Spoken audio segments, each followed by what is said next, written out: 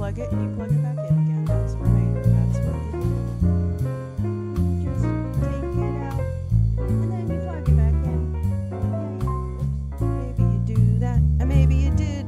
You have pics or it didn't happen. Well, of course, the camera would be the way to do that, wouldn't it? Mr. Spock, how are you? Oh, we missed you. Oh, I'm gonna use the force. I'm doing it. I'm not gonna let this. I mean, this thing worked, so come on now. I know you can work. Work it, girl. Wait, it just doesn't want. I have a feeling it's gonna make me really like huge though. So hold on. Wait. Like I think it makes my head really big. Oops. Oh god damn it. Come on. Oh stop. But anyway, good morning to my beautiful friends. I hope you're okay. Lee! Oh, all the way from jolly old England. Oh, I have my music on? Okay, great. I can't hear it. You're right. Hold on. I'm going to get that music off. Do-do-do-do-do. Do-do-do-do-do. Do-do-do-do-do. God, I wish I could see you guys. I mean, I can see you, but I wish you could see me. Wait, where's the music? Oh, God. This little, do you have one of those mouses that, it's hard to, I can't even explain it. What's going on here? Why is I can't see?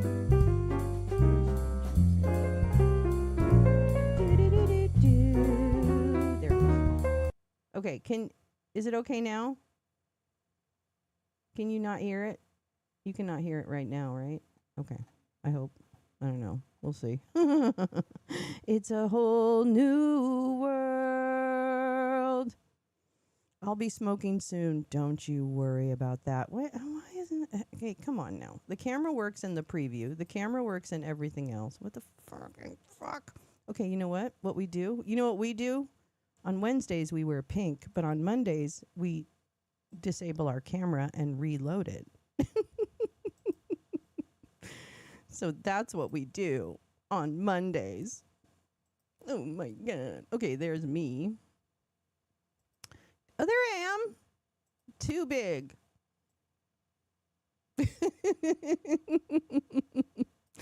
Oh my God, it's my big fat head. I need a pillow for my big fat head. Wait, I can't have you seen me this close. It's so stupid. Hold on. God damn. That's like just my face. It's scary. I'm going to scare the kids. Come on now. Hi, Teresa. Oh, my God. Hold on. How do I do this? Oh, I think I know how to do this. Wait. Do I? No, I guess I don't. Oh, I know. Oh, wait. I think you're going to have to look at my big fat head this whole time. Hold on. Oh my God. I think this is funny. I'm sorry. I think it's funny. I know. It's probably not funny. Oh gosh. I guess it's not going to let me control that. Okay. Oh well. Okay. Well, we're just going to have to look at my big fat head today. I'll try and keep my big fat head like a little farther back. Here. There you go. If I lean back a little bit, it won't be so bad. Oh my God. Oh. Well, you can tell it's been a great morning. I mean, you know, my first show back. When things go south, you just have a bong rip. Yes, that is actually what is about to happen. Actually, first what's about to happen is I'm going to take my first sip of coffee. Yummy. That was slurpy. Bobblehead. I could do that. Wait, I have to see where am I in the center of the camera? Because now I've got to move to accommodate my camera, which is fine. Fine. Okay. God, you're gonna be able to see when my nose is running. This is terrible. And my hair's clean, so it's all flat. Oh, I know. I can put it up. Hold on. So I can at least see. My head will be a big problem, and I will go through the front yard. I don't even know what's going on there. Okay, fine, but it's out of my face, and that's all that counts. Okay, great. How I've been keeping? I've been keeping pretty good, actually. I it's been a road. It's been a journey, and I just want to say, I just can't thank you guys enough. I can't thank you enough for. Yeah, I need to carry lake filter. I really need to carry lake filter. Um, I just want to say how much I appreciate you all. I don't think I can talk about it a lot because I'll get really emotional. But I just want you to know how much everything, every ounce of energy, and other resources that you've shared with me, uh, has has been a lifesaver these last few weeks, and it is all the time, but especially these last few weeks, which for many reasons were difficult for me. So I just want to say that I really I can't tell you how much I appreciate this community, and I don't want to fuck it up. Because I feel like it is such an important, well, it doesn't have to be important. It's such a it's just a nice place to be. It's I want it to be a place where people can come and express themselves and just be like, I don't know, just be a normal human being, versus what it's like to be on part of some other communities. So I just think that I'm just really happy, and it really makes it just makes all the difference in the world. So I hope you know that. I hope you know that. I hope you know that. Please know that. Please know that the Christmas or the whatever gift, the Saturnalia gift that you gave to me, is that it's really nice to have people who care about you. Oh, it sounds a bit low.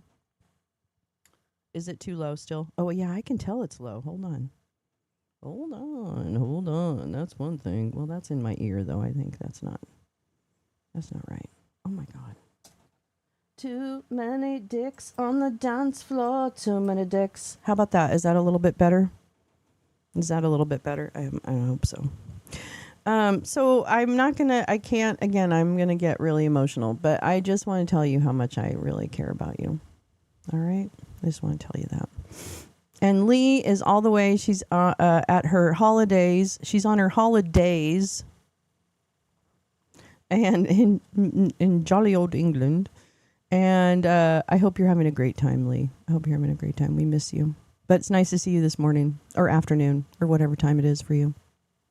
My butt's dragging today, Teresa says. Was gone all day yesterday. Got home about 2 a.m. Where the hell were you? What were you doing? What were you doing? Normal? Speak for yourself. Yeah.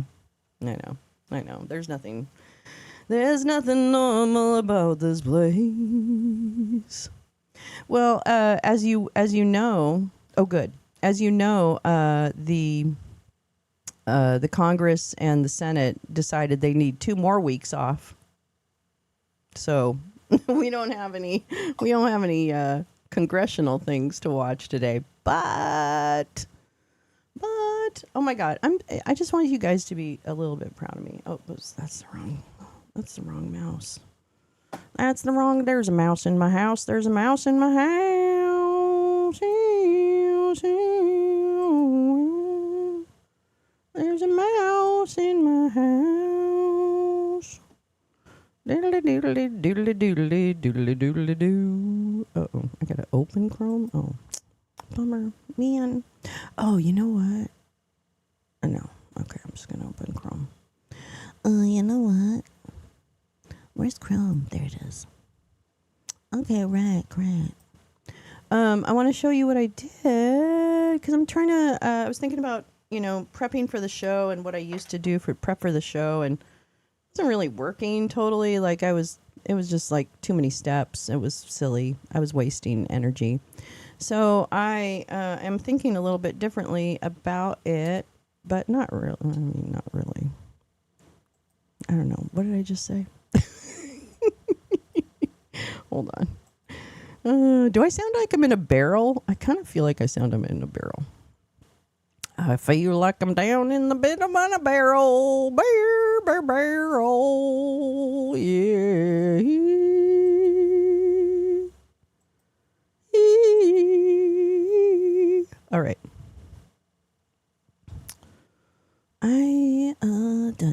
Okay. Oh, I'm on Top Chat. Damn it. Okay, wait. I gotta say good morning. I feel like I haven't talked to you guys. It's been loving catching up with my friends. Haven't missed the clusterfucks of the White House, but getting an interesting. I imagine you are getting a good perspective over there, Lee. I had a rat in the kitchen for 3 weeks. Came up through the plumbing. I named it Donald Trump. Finally got it in a trap last night. That's a terrible story. I'm so sorry. Oh, I'm glad because I wasn't sure because my I don't know what it's a whole thing. Let's see. Oh, Lee, you're gonna share photos in the cord later. Fuck yeah! I want to see some nice English countryside. Oh, that's very slurpy. I'm not gonna slurp in the microphone anymore. I'm so sorry about that. I wasn't doing that on purpose. Okay. So I put together a little thing for myself. You know, like this isn't. You know, I know this isn't fancy. I get it. I'm not a fancy girl. I never said I was. I never said I was. Okay, let me see if I can put it in that thing. So just like the silly little corporate girl that I am, getting into my corporate roots, I came up with a Google Doc because I'm like, I just want to have like a formula, you know, like I want to have a formula. And so I want to go over headlines, you know, like Gal Squad catch up. And then I started putting topics because then if I have multiple links on the same topic, I can we can pick topics, or you know what I mean? We can take the topics that are top of mind. Anyway, so I have a bunch of things that I was looking at just for this week and blah, blah, blah, blah, blah. Today,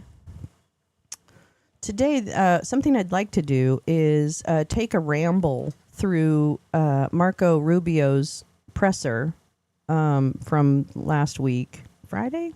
Was it Friday? I don't even know. And a bunch of other stuff. But I'd like to... Well, I think what we'll do first is check headlines and stuff like that. But then I'd like to go through his speech, or his presser, because I thought his answers were very telling and a good window into who is Marco Rubio? Who are you? And then also Tina has some great work on him. This looks much like homework. Well, it's not for you. You don't have to do anything. No, you don't have to do anything. So never mind. You just never mind. Family rolling into town. I have to vacuum. Keep me in your ear, will you? Keep me in your ear while you get ready for the arriving hordes. And I don't mean that in a bad way because I know you like your family. But I just mean in the vernacular of people arriving. I generally refer to them as hordes. Okay. Please share the broadcast. Welcome. It's Wake and Bake with Lolo. I'm your hostess, Lolo. A window into my Kremlin soul. Oh my God, that's a great name for a song. My Kremlin soul. I love that. I'm going to have to move this over here. The only problem with this new setup is, which I'm not going to complain at all. I'm so happy. I can't even tell you how happy I am to have a functioning system. The only problem with it is everything, like right now I have everything corded, you know, like the mouse and everything, and it's just a pain in the ass. And that's like such a not even a pain. So, but I'm stupid and I tend to get things really really fucked up. Okay. Oh, that's so much better. I like them when I... Yeah, of course. I mean, nobody wants... I'm sorry. Can I just be honest for a minute here? Can I be honest for a minute? My house, my apartment is my safe space. That's where I get to be as... all of my flaws can come out in my house because it's private. And so it's hard... and I have a special trouble with it, and I know a lot of people do, because mentally it's really hard to have anyone in your house. Oh, Tom, you're back from the road. Good. Good morning, darling. So it's really tough to have people in your house. I don't think it doesn't matter if they're great people or terrible people. You know what I mean? Like, And it's not even that they're disrupting something per se, like I'm mad about it. It's that I have a hard time handling the energy that it takes. And I'm always worried, and this is a me problem, I get it. But I'm always worried, is everybody okay? And is everything fine? And oh my God, my bathroom is dirty, and da da da da. So if you visit them, they'll have to do the vacuuming, yeah. But I don't think that's gonna happen, Neil. So I think there's no like family visits back and forth.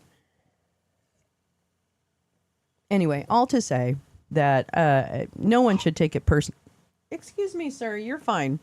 No one should take it personally that it's hard to have family at any time of year, because it's really not about who they are per se. It could be, but generally it's also just it's hard to change your routine, all those kinds of things. So anyway, crack on and have a great holiday. Is anybody else having family come?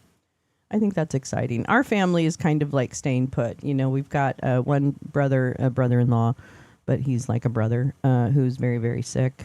And so there's, in fact, on Christmas, my brother-in-law and brother, who is an angel on this earth, my brother is, will be at chemotherapy for my brother-in-law. And so that's what they're going to do on Christmas Day. They're going to be at the chemotherapy. So, it's just like, I don't know. I think as humans, we do the best we can. And, it's just be grateful. Just be grateful, I guess, is what I tell myself, is just be grateful. And so sending love to my family, who I love dearly, and my brothers and sisters, who I love dearly, and my darling Bobo, who I love dearly, who sends her regards. Bobo misses everybody terribly. She was really sad. She couldn't make the lounge on Friday because it was 3 a.m. in the morning when we started. So she's like, I'm not going to be awake. And I'm like, you don't have to wake up for your mommy. No, I'm just kidding. I have to see a few family. Some I like, some are just weird. Yeah, exactly. That's not bad. Thank you, Teresa. Going to family on the 25th. Oh, traveling on the 25th, or is it just like driving across town? That's not too bad. Living alone does that to me. Yeah, I don't care for visitors except my daughter and grandchildren. Yes. Teresa, I'm sorry. That's just the way it, I don't know. I'm sure I could be more social if I really tried, but I'm just not. I'm just not social.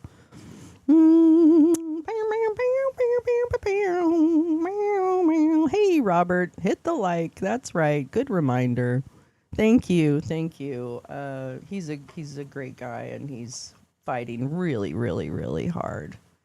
And I love him and sending him a lot of love.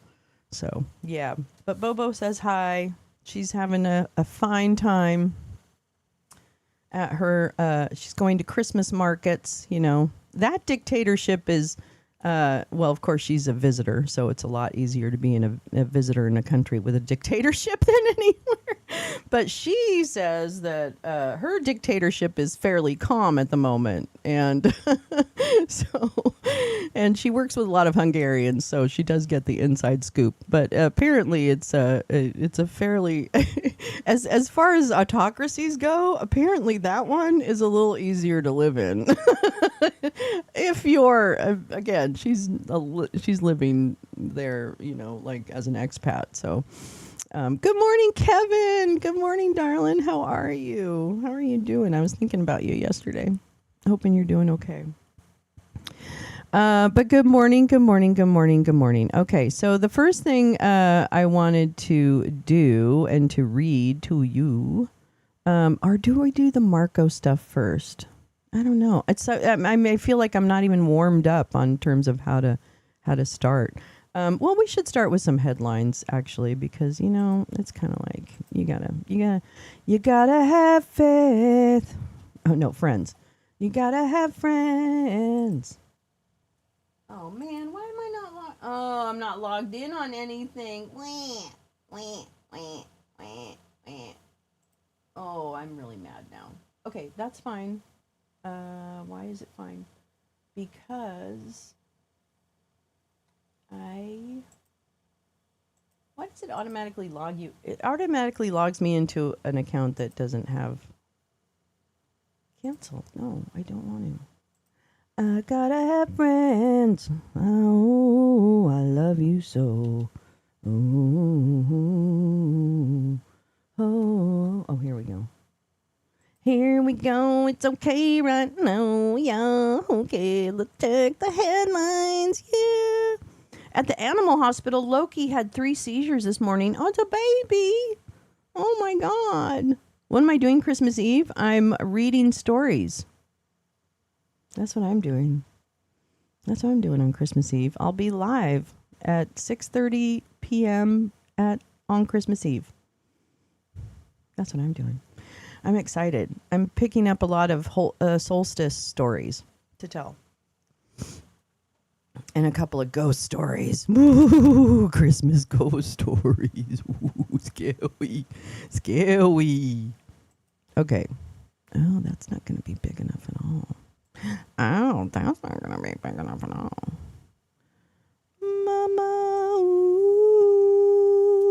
Well, we'll fix it. Don't worry, everybody. Don't panic, everyone. We'll fix it. Okay. Let's see.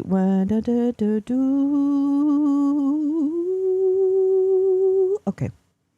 Let's see. Hundreds of post-election donors have benefited from Trump's return. Well, we know that.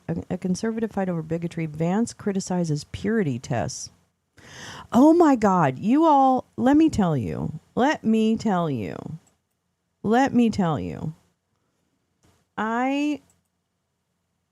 I was watching Toilet Paper USA, and I'm giving credit to Meowingstar and Karin, but Meowingstar has coined this phrase in past, and so I give credit. But the Toilet Paper USA, which I think is absolutely perfect. You're leaving for your new place? Okay, babe. All right. We'll see you later. I love you, Lee. Oh, my gosh. I'm so happy to see you in the chat. I'm so happy. So what was I doing? So I was watching Toilet Paper USA. And Toilet Paper USA, they're having a rough time over there, okay? They're having a real rough time over there, okay? Ben Shapiro is causing a fucking uproar in the party. He is absolutely fucking killing everybody. Everyone feels like they have to take sides. So every fucking speech yesterday, was like, we have to stop, going after people, which is the camp that doesn't want people to go after Erica Kirk, right? The Candace Owens and whatever.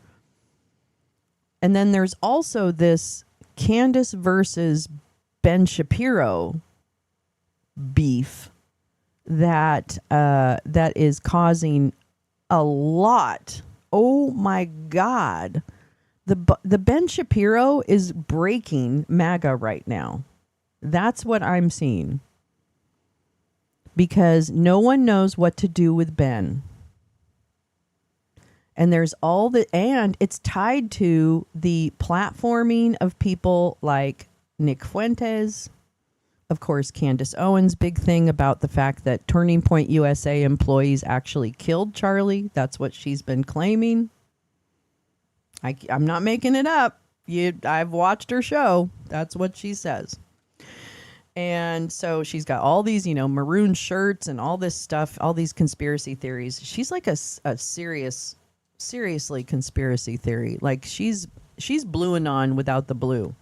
Like, I mean, if you really want a conspiracy theorist, she's your girl. So she thinks the Israelis killed Charlie Kirk because he was going to come more on the side of anti-Israel. And so she claimed that. And then she also has been talking about these employees of Turning Point who didn't do the right thing or, turned when they should have pivoted or something like that. And so she's gone through, exhaustive. I haven't watched all of it. I can't take it, but I can check in once in a while. Festivus is tomorrow. Fantastic. Happy Festivus. Happy solstice. Solstice was yesterday. Happy solstice. Feel the energy of the moon.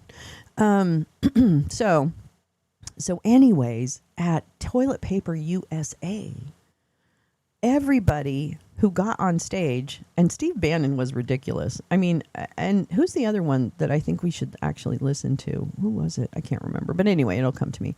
But over and over again, they were all trying to weigh in, or they were asked to weigh in on the beef between Ben Shapiro, Candace, and the rest of MAGA.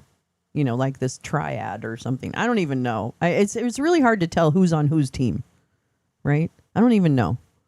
Yeah, prepare your complaints, everyone. Yeah. So it's kind of interesting that, that they're fighting. So to this, Vance refuses to take sides in GOP fight over bigotry. I'm going to tell you right now, this is real. This isn't KFAB. They're really beefing with each other. And that's fine. It's more entertainment than it is meaningful. But it does show, it shows a rare glimpse into when the rhetoric falls apart, right?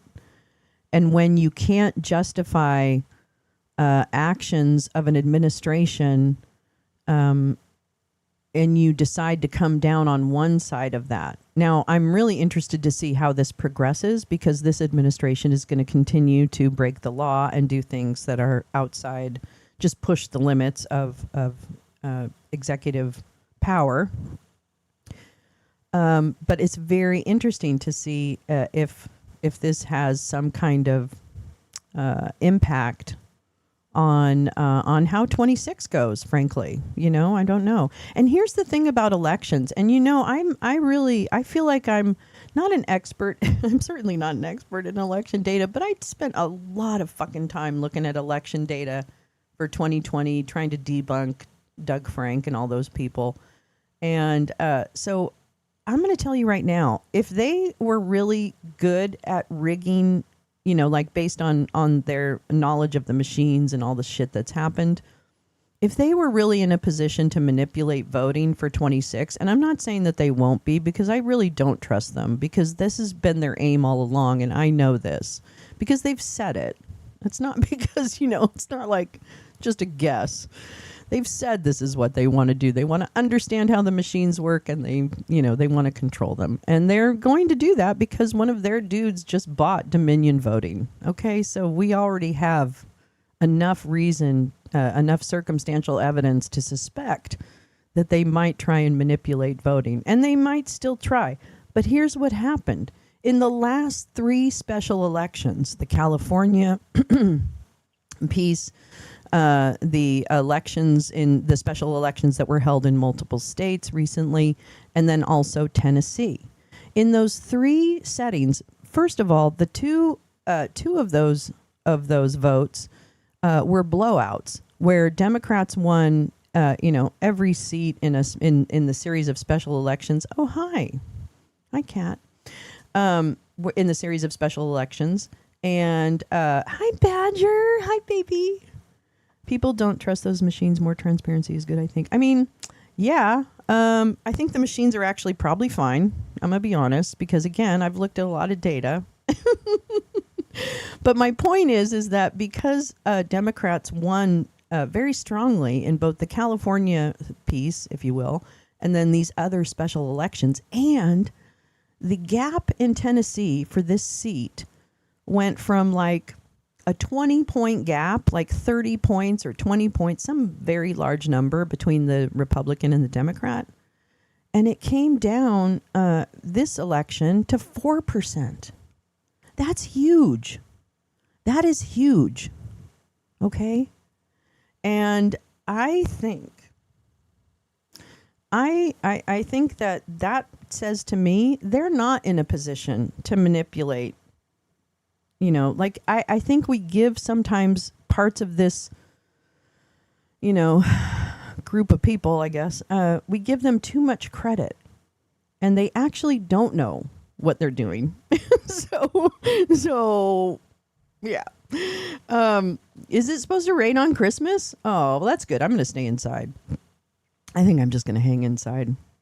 What are you doing, Bob? Are you you got your girl, you got your daughter, so you guys are is she excited for Christmas? I bet she's excited because she's younger. I know she's younger. But yeah, that's exciting. I love having kids around at Christmas. I'm sorry, I hate Christmas, and I'm an atheist, so and I'm whatever. But I do love how kids react to Christmas. It makes it just so much joy and so much genuine enthusiasm. So that's exciting. Well, let's take a look at this. Vance refuses to take sides. So all to say, this is not surprising, and I think we're going to be hearing more about this. And I'm going to tell you, TPUSA was a snore fest because, first of all, mostly old people in the audience, even though they tried to make it like, there's so many high schoolers here. Oh, my God. Raise your hand if you're in high school. Oh, you have sisters going to their place. Oh, nice. Oh, that's nice. That's cool. That'll be fun. And so, in the audience, it was mostly old, and the speakers were all old. I'm sorry. Even the young people were awkward as fuck. And I'm not, Riley Gaines is no longer a young person. She's an old hag now, okay? Riley Gaines is an old hag who can't swim. That's what she's in, okay? Good morning. She is actually looking a lot more like Erica Kirk these days, though, so I have to give her credit for that because she's really working her angle into the MAGA face movement. Audrey, it's so great to see you. Hello, darling. Hi, beautiful. So nice to see you. So nice to be back. So nice to be back. So anyway, all to say, this is going to be something that I think is worth keeping a weather eye on. The vice president's plea for big tent coalition at an annual conservative gathering belied the cracks in his party over anti-Semitism, racism, and conspiracy theories. Yeah, they're having a real hard time whether, oh, you're so sweet. Thank you so much, Robert. That's very kind of you. I don't think I will take you up on it, but I really, really appreciate the invitation. I think that's very kind. Thank you. I appreciate that. Very sweet. I hope you guys have a great time, and I hope your daughter has a wonderful Christmas. I hope it's everything she wants it to be and more. Let's see. You can't really read that, but I'm gonna get another. A friend of mine has a monitor that I can use, so I'm gonna get another monitor so that I can do better storytelling. Okay. All right, so we'll read a little bit of this. The bitter infighting over anti-Semitism, free speech, and bigotry during Turning Point USA's annual national conference, yeah, it's true, not only exposed fissures in President Trump's movement, but also laid bare a challenge for his potential successor. Oh, here's the other thing. Oh, my God. Well, this is why I want to watch the Marco Rubio thing, okay? Marco is definitely, whether or not he has talked to the donors is another question. But Marco Rubio has positioned himself as a candidate in 2028, period. Prove me wrong. When you see this, if you haven't seen his presser, he is definitely pushing like, I can finally be president. That's what I hear in my head when I see him on that stage. So let's see. Here we go. How would his likely heir apparent handle an explosive debate among Republicans over whether extremists and conspiracy theorists should be embraced or excluded from the conservative coalition? This is fucking hilarious, okay? Because their entire fucking movement has been based on lies and conspiracies. Oh my fucking God. I'm going to tell you right now, the lack of like self-reflection that these fucking people have is fucking amazing. I don't know what's up with his ears. He does have very large ears, and that's not his fault. He was born with them. But I'm telling you right now. Okay. On Sunday, Vice President J.D. Vance gave an answer suggesting he was more than willing to forego imposing any moral red lines because, frankly, bitches, we need the votes. Okay? We need the anti-Semitic vote. They do. I'm not making it up. When I say, wait, oh, do I have a baby voice? Hold on. Oh my God, I have a baby voice. Hi, everybody. I'm back. When I say, well, hello, SB. How are you doing? What's the Field Marshal Rubicos? He has none. Okay. When I say that I'm going to fight alongside you, I mean all of you, each and every one, even the people I don't like. Mr. Vance said at Turning Point USA, I know, where prominent conservative leaders called on their peers to stop promoting conspiracies and hate. President Trump did not build the greatest coalition in politics by running his supporters through endless self-defeating purity tests. We don't like purity tests. Because then we find out we're not pure. It's terrible. It's always a disaster. I'm not here for it. Okay. Thank you, JD. Thank you, baby JD. Okay, let's see. The vice president's plea for a big tent coalition, however, belied the cracks visible this past week in his party. The annual conservative gathering was just a year ago a platform united under Mr. Dump and elevated by its co-founder, Charlie Dick Kirk, a young rising figure on the right. Okay, it's hard to call him young anymore. Let's stop. Oh, no, are you uncomfortable? Oh, it was a baby voice. Yeah, I know. It's a little much, huh? It's a little much. Mr. Kirk's assassination in September galvanized Republicans and fueled conspiracy theories among them, and it prompted Mr. Vance to call on Americans to coalesce around criticizing what he called the far left, which is us. You know, the people who are right. But we're left. Okay. Am I saying? Can I get an amen? Okay. This year, the event showcased the intense jostling over the direction of Dump's movement and whom it would platform. It was kind of a train wreck. I'm going to be honest with you. I think TPUSA was a train wreck this year. I'm sure they're going to paint it off as, oh, this is great. It was a train wreck. Bannon lost his shit. Like, all kinds of shit happened. Last week, Ben Shapiro, a conservative commentator who needs to be relevant, oh, I added that part, warned that the conservative movement was in serious danger by those willing to amplify conspiracies, including Candace Owens, his former employee, by the way, who now he just wants to shit on. Okay, so do with that what you will. The podcaster widely accused of anti-Semitism. Have you guys looked at your podcasters? I don't know if you've actually looked at your podcasters. Have you listened to them? Because there's more than just Candace.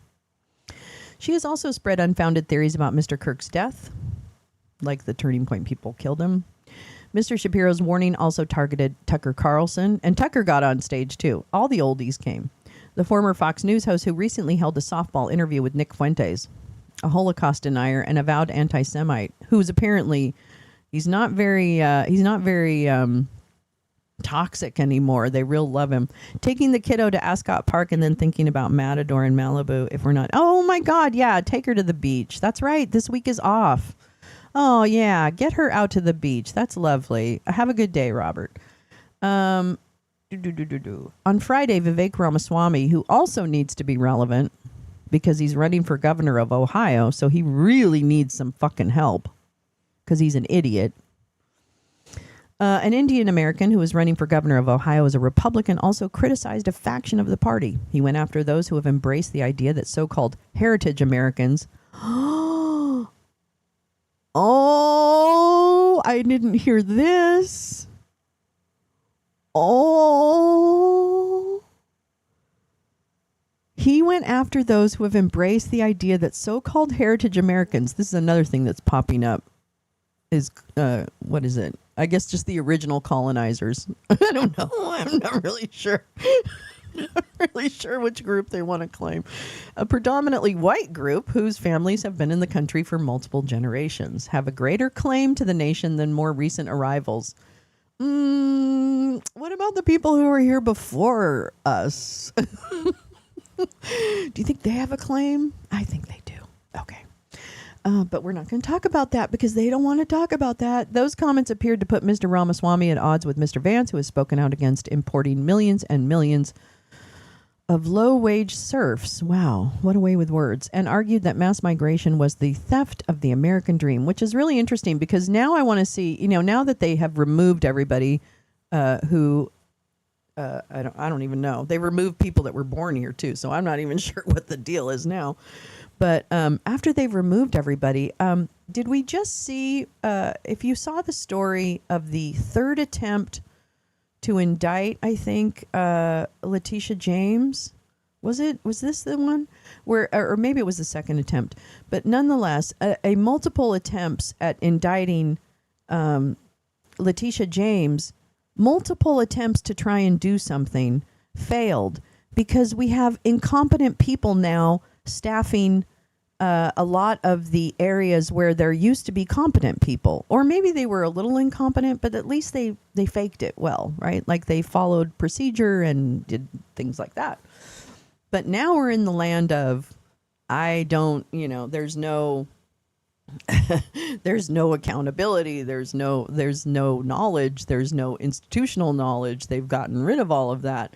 Like, I can see things like the botched indictments as an example of how completely incompetent people who have followed and literally given their lives to MAGA, they are usually, not always, but I would put myself out there to say usually not very smart. And I don't mean not very smart like you're dumb or you have a learning, like I'm saying they're not able to use logic and critical thinking.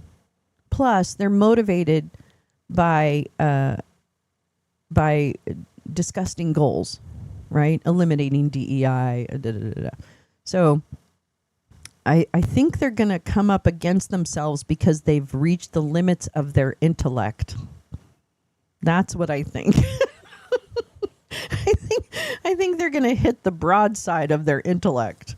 And it's going to be amazing. Yeah, El Matador is a wonderful beach. I love the beach. I haven't gone to the beach in a long time. I should do that. Yeah, logic alert. Hey, Mr. Spock in the chat.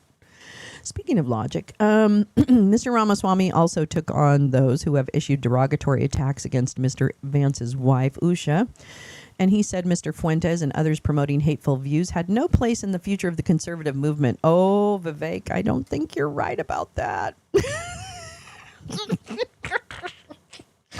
I think Nick Fuentes has been on so many talk shows this last few weeks. So many. He is being normalized. It is happening. The same way that the violence, if you remember the anti-Antifa stupid thing that they have, that little round table, the building up of this, kind of vigilante, hate lefties just for hating them. The digital soldiers that are on the ground in like Portland and in Chicago area and all of that. I just think they are the future of the conservative movement. And so Vivek is wrong. And I know he's upset because they're not going to let him play. But that's his mistake. And we tried to warn him. That's all I'm going to say. Mr. Vance, however, left open the possibility that they did. I didn't bring a list of conservatives to denounce and deplatform, Mr. Vance said, arguing that Mr. Kirk had welcomed debate. Wow, man, they really have repainted Charlie Kirk. We have far more important work to do than canceling each other. Oh, he's hoping. That's a desperate statement right there. Okay, that's desperation. That's what I hear. We have far more important work to do than canceling each other. This guy's desperate to, and I think JD thinks he has to bring the party back together. And he's not up to the task. I don't think people will galvanize around him. They'll pretend to, but they won't. He can't hold on to it. Mr. Vance has in the past disavowed Mr. Fuentes, calling him in an interview with CBS a total loser. Yeah, that Nazi guy, he's a total loser who had no place in Mr. Dump's coalition in the 2024 campaign, and he played down Mr. Fuentes' influence in a blog interview published on Sunday while bluntly criticizing anti-Semitism, ethnic hatred, and attacks on his wife. Well, he'll fix that by marrying Erica Kirk, and the MAGA marriage will happen. That's what's going to happen. They're being force-fed what to think, yeah. When the emergence of a Telegram group chat showed Republican elected leaders and young party activists routinely using racist and homophobic language as well as invoking Hitler. See, it's a feature, not a bug, JD. I'm sorry. Oh, it is a 420 alert. Oh, I have a little pen. I can use my pen. Very convenient. I think it's, yeah. Good idea. Okay. On Sunday, Vance declined to issue warning. Oh, wait. Oh, Mr. Vance also compared them to anything said in a college group chat. These are 40-year-old people in this group chat, by the way. They're not young. He also embraced false claims about Haitian Americans in the 2024 race, declining to condemn those who spread racist conspiracy theories because he believes them. Or he knows that they're good for his campaign. So he doesn't care. He's willing to put targets on people's backs. Come on now. They won't buy him Riz. Vance willing to throw if wife and kids under the bus. But that won't buy him Riz. I don't know. I think it's coming. Stranger things have happened, let me tell you. On Sunday, Vance declined to issue warnings of extremist figures like other speakers at the conference, instead arguing that the coalition was open to all as long as they love America. That's all. I don't care if you wear a white hood and burn a cross or two, as long as you love America. Because that's what they all say. They say they love America, but I don't think they know what America is really. After receiving the endorsement for president of Erica Kirk...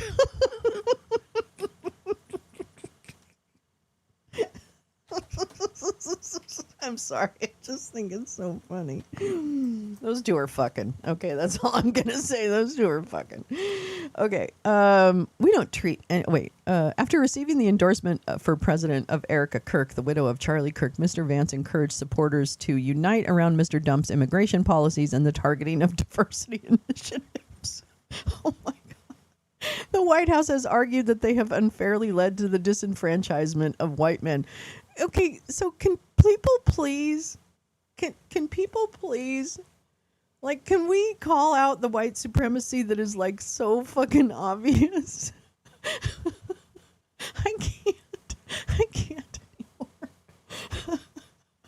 I heard something else yesterday on a podcast. I can't remember what it was, but it was along the same veins of, like, oh, well, you know, it's just because white men have been so sadly mistreated. I can't even. When's their month? That's what I want to know. Who else is running for that position? Is he going to be he's going to win president? Oh, he's won president of Erica Kirk. I mean, they're so cute together. I mean, really, they should just be together. Yeah, her voting machines are sus as fuck. We don't treat anybody different because of their race or... Wait a minute. Because he's a baby. I'm doing it because he's a baby. We don't treat anybody different because of their race or sex. I mean, now we don't even have to treat anybody different. So we've relegated DEI to the dustbin of history. What just...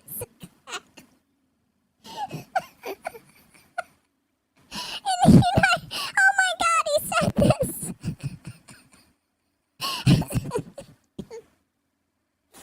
Yeah, she'd be his love seat. Erica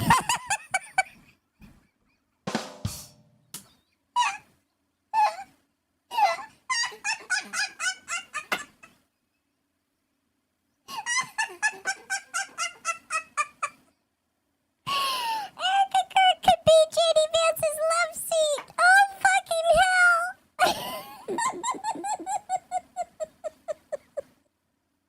Okay.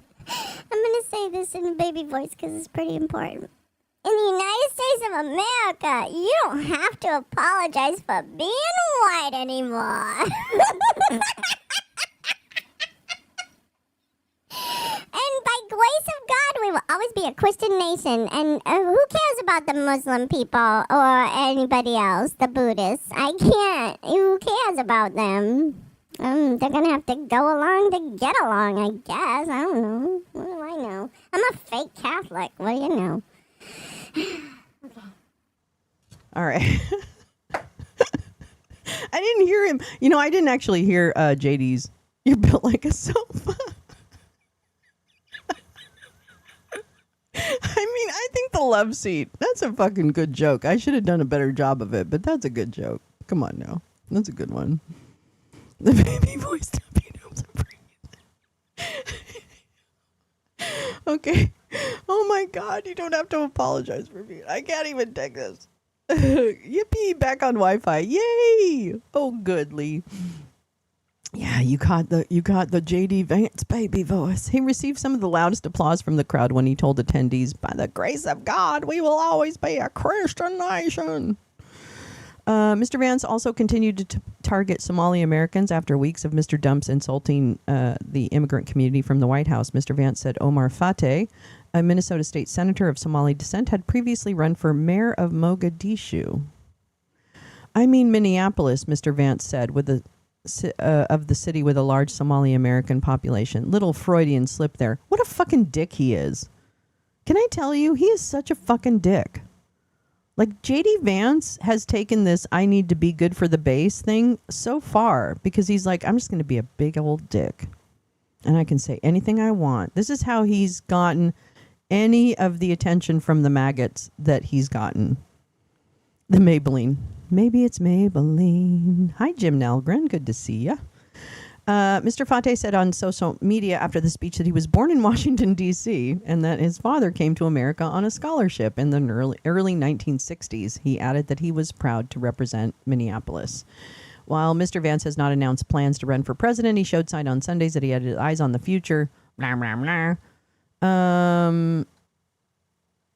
Let's see. He said Democrats were already talking about 2028 and criticized the party's potential leaders, including Governor Gavin Newsom of California. He said that Representative Jasmine Crockett, a black Democrat in Texas running for Senate, had a, quote, street girl persona that, quote, is about as real as her nails.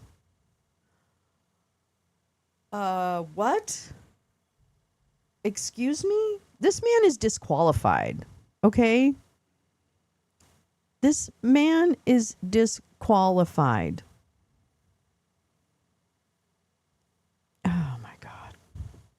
I'm so sick of this fucking... The racism in this administration is off the charts. Off the fucking charts. And we just don't even... we just take it like, oh, that's just who they are. What did Nicki Minaj say yesterday? Boys will be boys. That's what she said at TPUSA. Ms. Crockett said in a text message that the vice president was seeking to distract. Republicans like J.D. Vance attack my nails and lashes because they can't keep up with me when it comes to debating the issues. That's right. I don't even know what a street girl is, to be honest with you. While J.D. Vance is talking about my looks, I'm talking about legislation. I'm talking about lowering the cost for groceries, utilities, and healthcare. That's right. Idiot Vance. Mr. Vance's lack of similar condemnation for fringe GOP figures was met with rebukes from some in his party. I'll never vote for someone who is ambiguous in their stance against anti-Semitism or who can't see that Russia's invasion of Ukraine is a threat to our long-range strategic interests, Representative Don Bacon, Republican of Nebraska, said. Wow. Jason Miller, Smoothie Boy's back? Smoothie King? Smoothie King? Oh, no, yeah, Nikki is, she's lost it. I'm sorry. And we can talk about Nicki Minaj a little bit. I mean, I don't like, I like her, but she's always had some problematic views, which is fine. There's all kinds of people with views that I don't like. I appreciate her music, but it's been harder to be really I'm going to seek her out because she's just got these takes. And now it's like she's balls deep. She went balls deep into MAGA last night. That's just it. It just was total. So I don't know what's going to happen because I don't know if she doesn't understand. Maybe she doesn't know all the policies that this guy has, but maybe she does and maybe she likes it. I don't know. People are strange. People are strange when you're a stranger. And they make weird decisions. Jason Miller, Smoothie King, a longtime Trump advisor, praised Mr. Vance's speech. I thought Jason Miller was dead. I'm going to be honest with you because we haven't heard from him in a long time. A fantastic unifying message heading into the midterms. When the time comes, I think the vice president will be ready. Oh, whatever. Who cares what you think, you stupid fucking abuser. I was surprised to see her too. I guess Erica Kirk said that Charlie invited her to come. She was upset by the news about Christians being killed in Nigeria. I guess she's a big Christian. I didn't think she was a big Christian, but I guess she is, and that's fine. I mean, I don't care. But it makes me sad when really great artists or good artists, like however you feel about her music, I think it's great.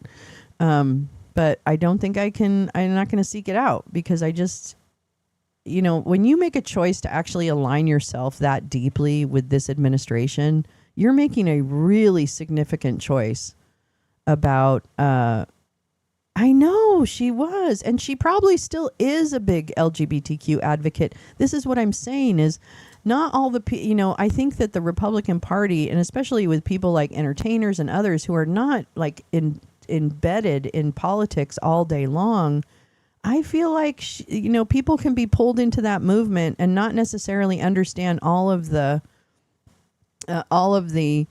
kind of offshoot or ramifications of doing that, and messages that they're sending or what they support. And so maybe she doesn't know all the things that they do. I would like to believe that because I was surprised to see her on that stage yesterday. But she spoke and she said things that were very MAGA. And so I think that's really, that might be just who she is, right? Like that might just be who she is. So that's sad. Because I hate to see when artists, Kanye was a talented musician. Oh my God, the music was amazing. But his personal approach to women and anti-Semitism and other things it just makes it hard. It makes it impossible to really appreciate an artist when they've got these looks that are like, meh. I mean, I guess it's money, but I don't know. I don't know. I think it's a true believer.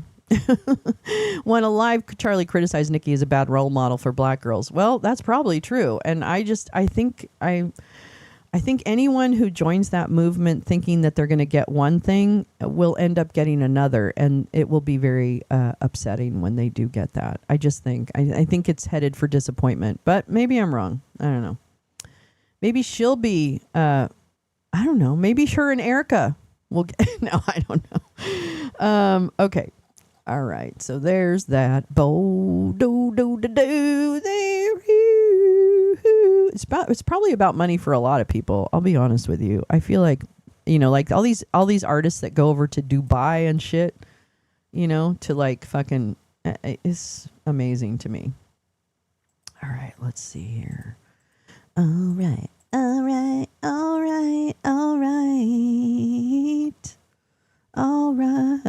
Well, we didn't get very far in our headlines, did we? Holy moly. Angering Denmark. Mm-hmm. Uh-oh, we've got a special envoy to Greenland. You know what that means. Get ready. Get ready, SEALs. You're going to have to get a gun. Wait, Trump to make an announcement with Hegseth in Florida. Oh, shit.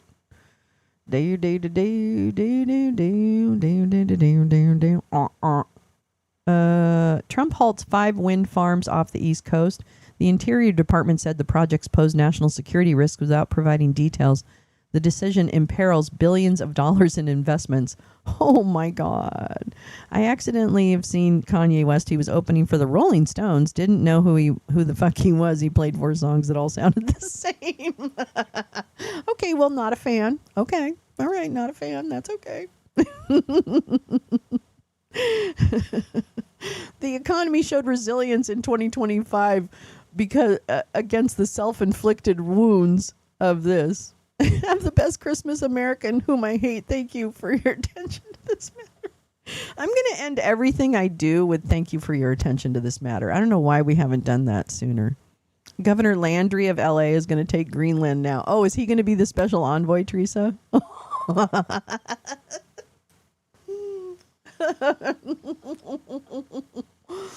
That's hilarious. Oh my God.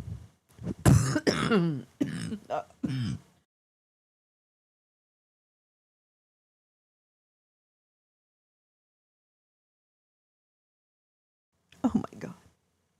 Hold on, I need some coffee. These are rougher, I think.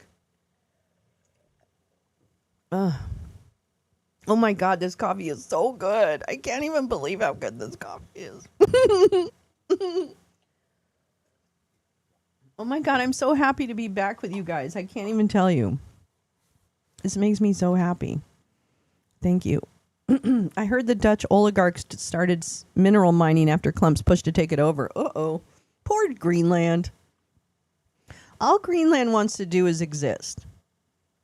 And they've got the fucking Danes, the fucking Americans. Everybody's like pushing and prodding their poor little island or continent or whatever they are. What are they? Are they an island or are they part of are they a part of the North American continent or what? I don't even know. I don't even know what they are.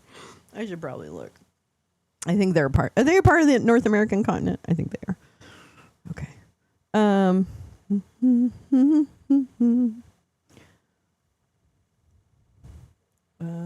What's this? What we know. We know. Oh, I don't want to talk about Venezuela yet. Okay, hold on. Let me do this other thing.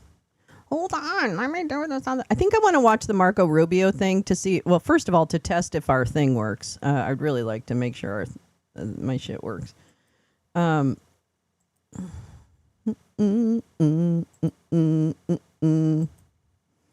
Sorry, I can't make it full screen. This problem's gonna be solved because hopefully I'm gonna get another small monitor that I can use, and then we'll be able to do full screen. It'll be much easier.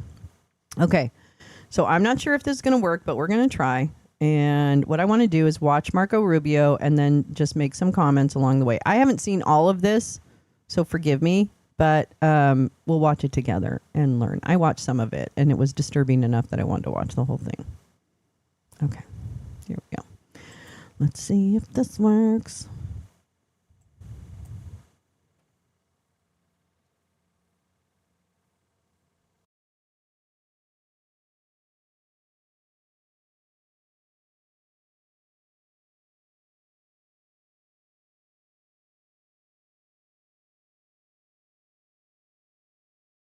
English, I'll answer Spanish if you ask Spanish, and then I'll answer it in English after I answer it in Spanish. So any other languages, I'll be able to do it. But those two, and then look. When I took over Secretary of State, I'll refer you back to the hearings we had in the Senate in January about the role I hope to play. And I believe very strongly this president was elected. One of the reasons why he was elected, very specific things, but one of the reasons why President Trump was elected is sort of an understanding among the American people that our foreign policy was in need of a complete recalibration. A recalibration because the world had dramatically changed. Many of the institutions.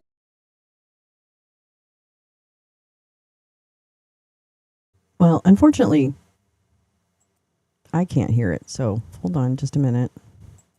Why is that doing that?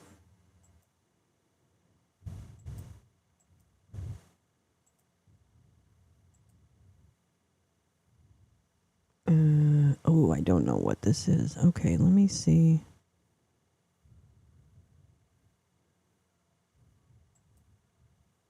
I don't think that's going to work. No. Shit.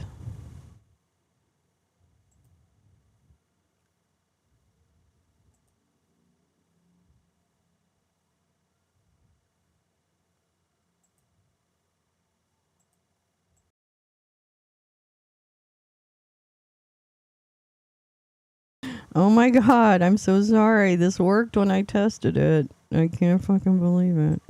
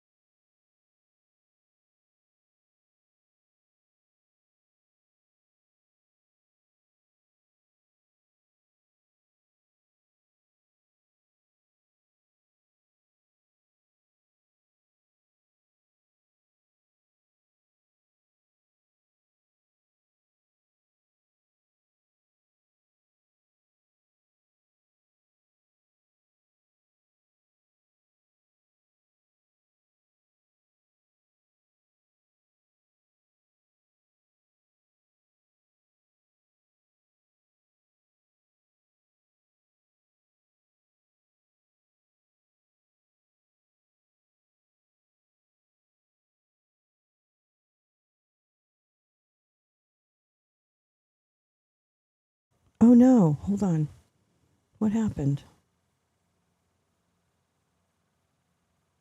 Okay, that's fine, that's fine. This is so weird. It really worked. He looks exactly as, yeah, exactly. Oh no, he totally is. Oh man, I'm so sorry, you guys. I really thought I had this figured out.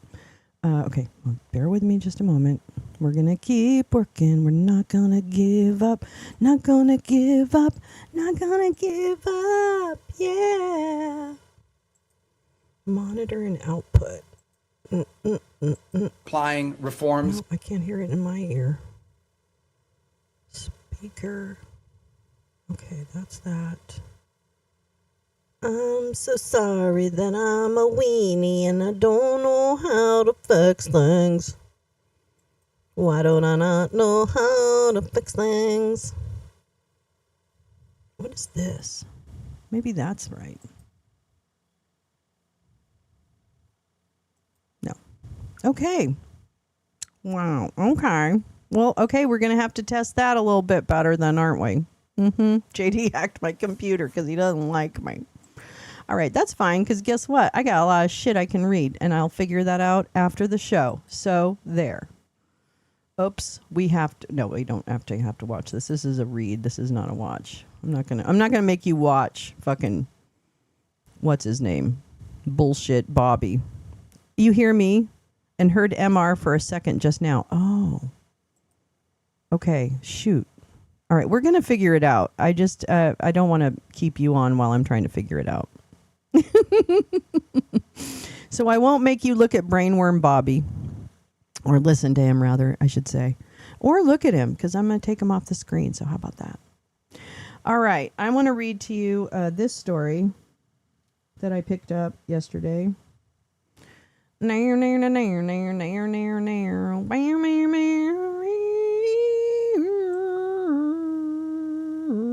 Okay.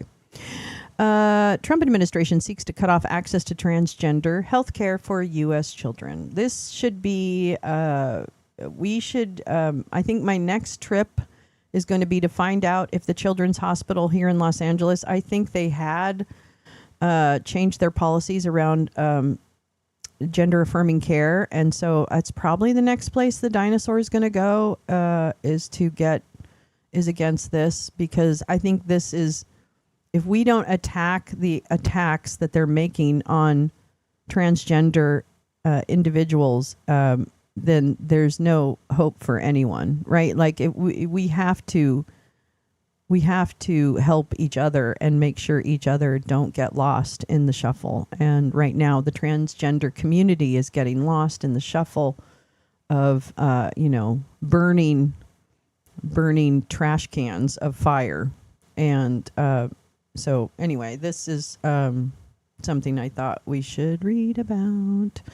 What has not... Def Leppard. Oh, wait, coffee. Russell Brand is disgusting. And he's not... See, here's the thing. They think Russell Brand is like their young person, okay? They think Russell Brand is like their key to the kids. They don't get that nobody gives a shit about Russell Brand, and nobody remembers who he is anyway. None of the kids today know who Russell Brand is or was, okay? None of them have seen Get Him to the Greek. None of them give a shit, okay? They really don't give a shit. So I think Toilet Paper USA was a huge failure because they have no young voices that are really, really going to carry them through. They have... Nicki Minaj is not going to be the spokesperson for MAGA. She's just not. You know, she's got other things to do, and she's just not going to carry the message that they want her to carry, and so they're not going to ask her. In fact, they don't want her to be the spokesperson for MAGA. All right? They think it's great. It's a great... they think they got the libs by getting her on their team, and they think they're going to get a bunch of, people to come along, the Barbs, right? Her fan group, the Barbs, who are, significant numbers. But I also think significant numbers of any fan group among young people are going to include a lot of immigrant youth and a lot of people who care about their immigrant friends or their transgender friends, right?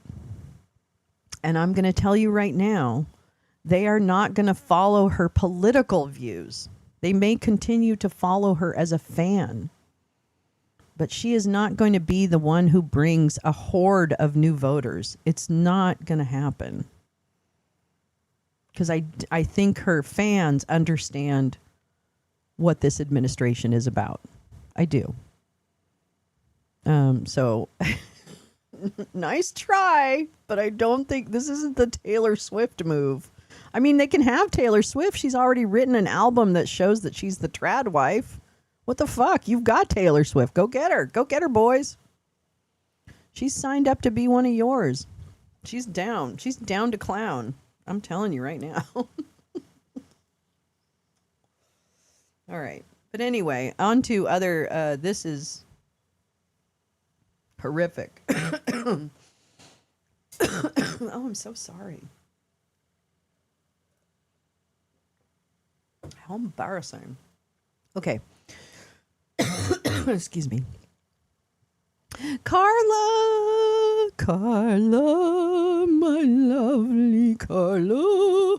If I suck up to Elon, I think it's me. Okay, I think the common denominator is me. I think I'm the drama. That's what I think. I think I'm the drama. Oh my God. It's fine. I'm going to figure it out. I'm just going to figure it out. I'm trying to get a new attitude. I've got a new attitude. We're coming to your town. We're going to knock you down. We've got a new attitude. I know that's not the song. Okay. The U.S. Department of Health and Human Services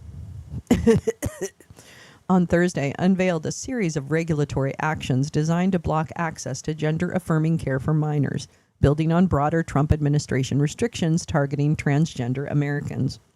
The sweeping proposals, the most significant moves this administration has taken so far to restrict the use of puberty blockers, hormone therapy, and surgical interventions for transgender children, inside cutting off federal Medicaid and Medicare funding from hospitals that provide gender-affirming care to children and prohibiting federal Medicaid dollars from being used to fund such procedures.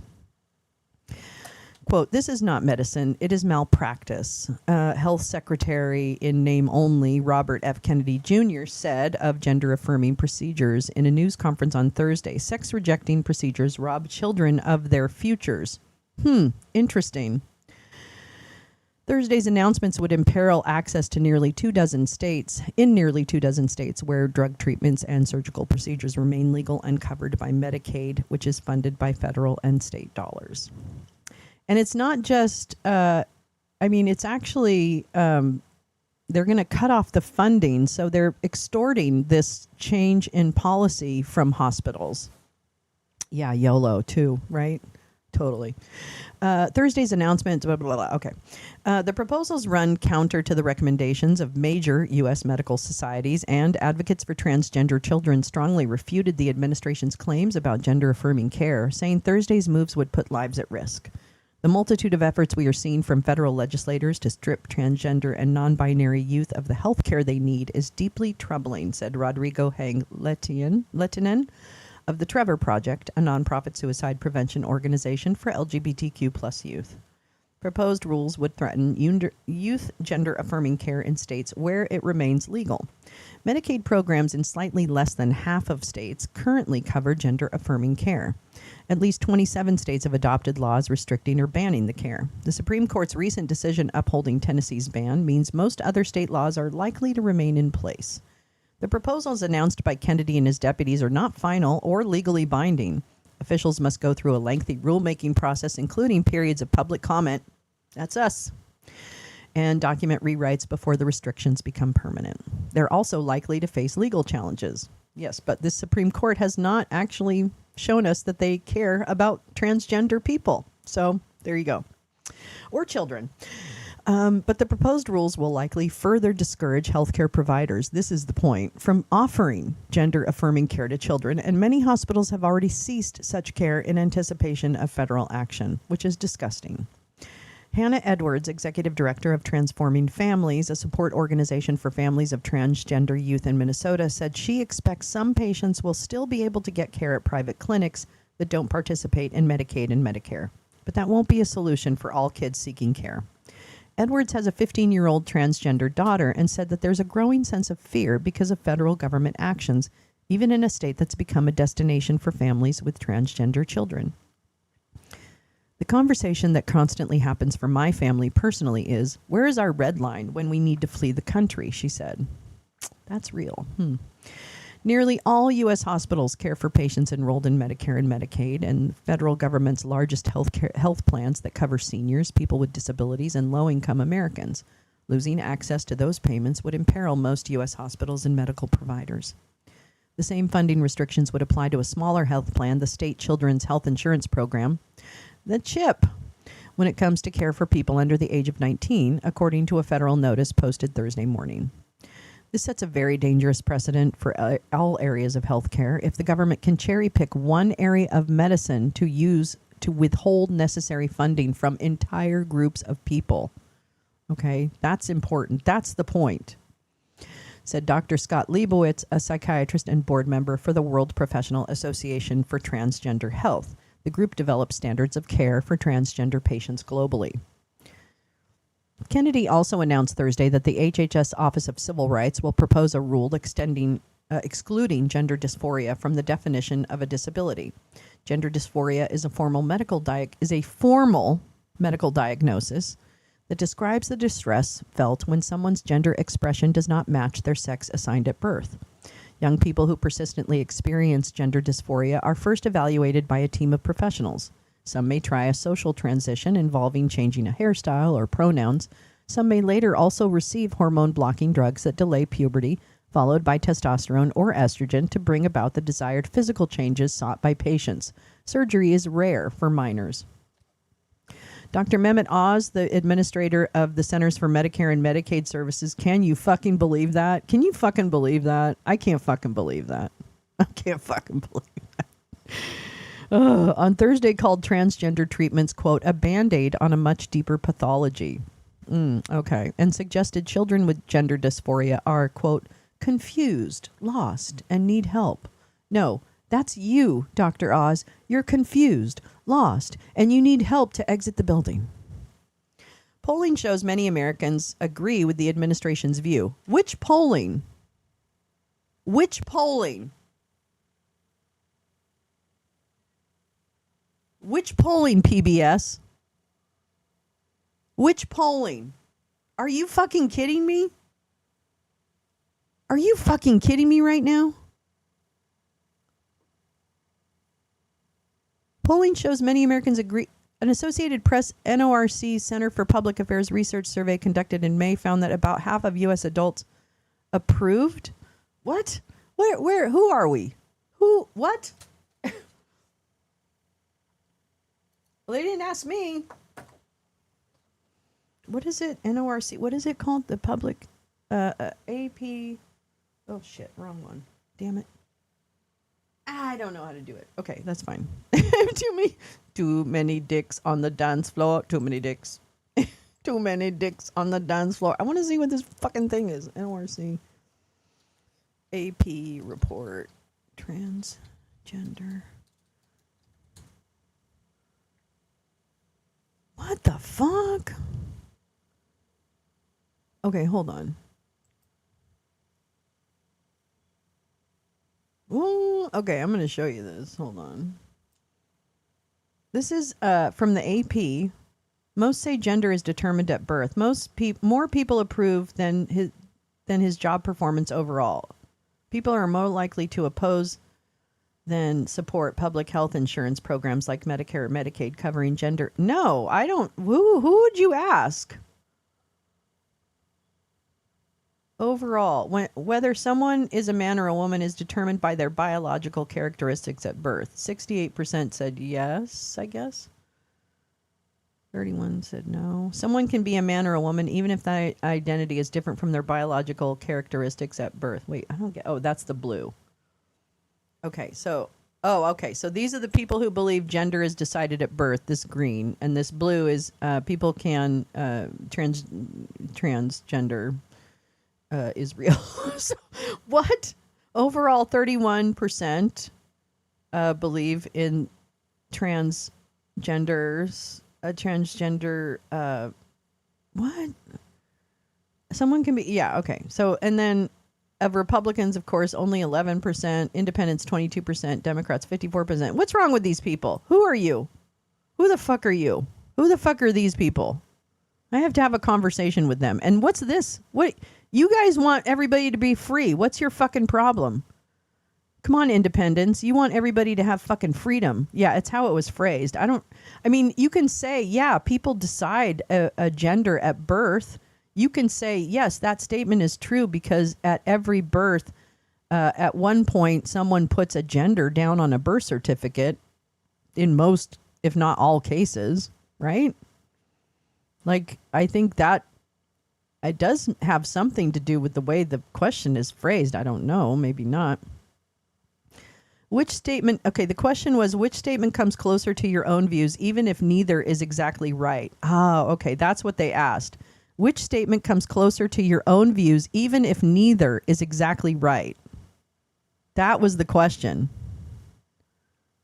Okay, see, this is why this is so not right. I'm sorry. And I hate to, I mean, this is obviously a very serious polling, but this is ridiculous, okay? Because this means that they asked which statement comes closer to your own views, even if neither is exactly right. This means, I think this number really indicates this statement is more about what happens at birth than what is, than this is, you know, I don't know. This just doesn't seem right. This doesn't seem like it's actually a very good poll of that particular issue. But many, more oppose than support gender affirming. Wow. What the fuck? What's wrong with people? What's wrong? What is wrong with people? Okay, what was the question? Do you neither favor nor oppose or oppose public health insurance programs like Medicare and Medicaid covering gender affirming medical treatment such as puberty blockers and hormone therapy for the following? Oh, I see. So for transgender or non-binary people age 19 and older, this is how people feel about covering gender-affirming care. Wow. And for younger than 19, oh, we have some huge education to do. We need to do some big education.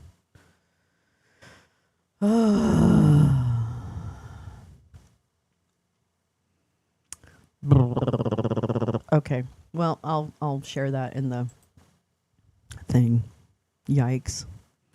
Elmo Musk Starlink satellites are all screwed up. It's hurting the USA defense system. That's not a shock to hear, Jim Nalgren. Unfortunately.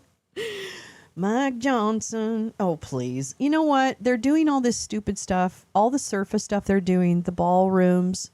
The statues.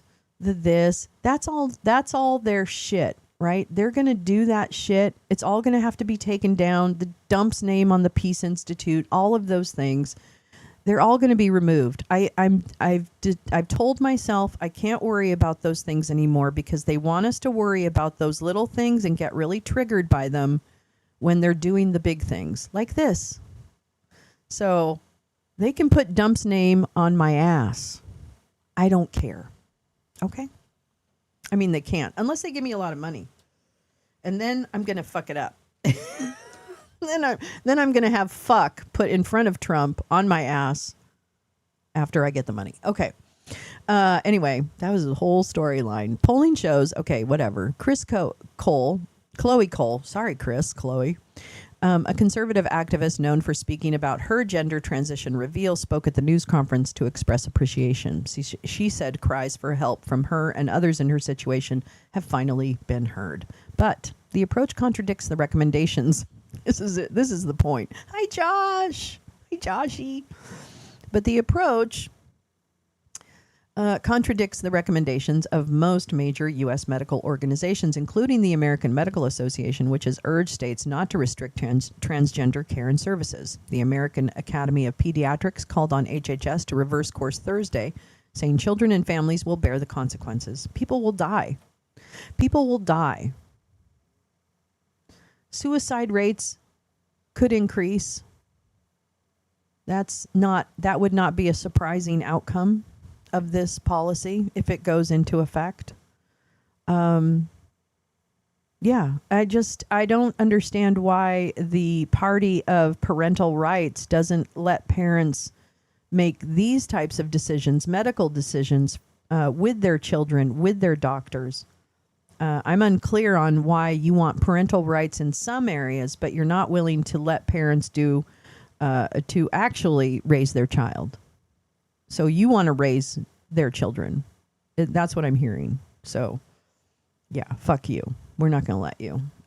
This has to be fought. We have to fight this so hard. Like, my fear is that all of the other issues that get attention, and deservedly so, like extrajudicial killings in the Pacific and the Caribbean, and the taking of minerals, and the extorting of countries, and the letting Palestinians die in starvation and now be colonized, basically, by anybody but them, and also just leaving Ukraine in the dust. Right? Hi, Paul J. How are you, darling? Welcome. Welcome back. Welcome back. Welcome back. Welcome back.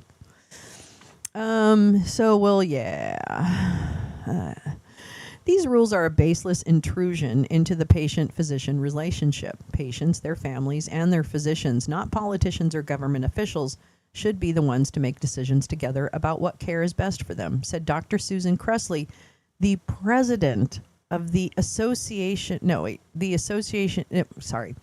the president of the American Academy of Pediatrics. Not just some schluck, okay? This girl knows what she's doing. Susan knows. So why are we not trusting the actual doctors that work on this issue, and not some crazy fucking TV doctor and a guy with a brain worm that, fucked Olivia Nutsy? Like, what? Why are we trusting them over Susan Cressley, the president of the American Association of Pediatrics? What the fuck is wrong with you people? What the fuck is wrong with you? God, let go. You know what? Lean into your desire for freedom. Lean into that. Make that your thing. Just wild freedom for everybody. Stick your nose in your own business.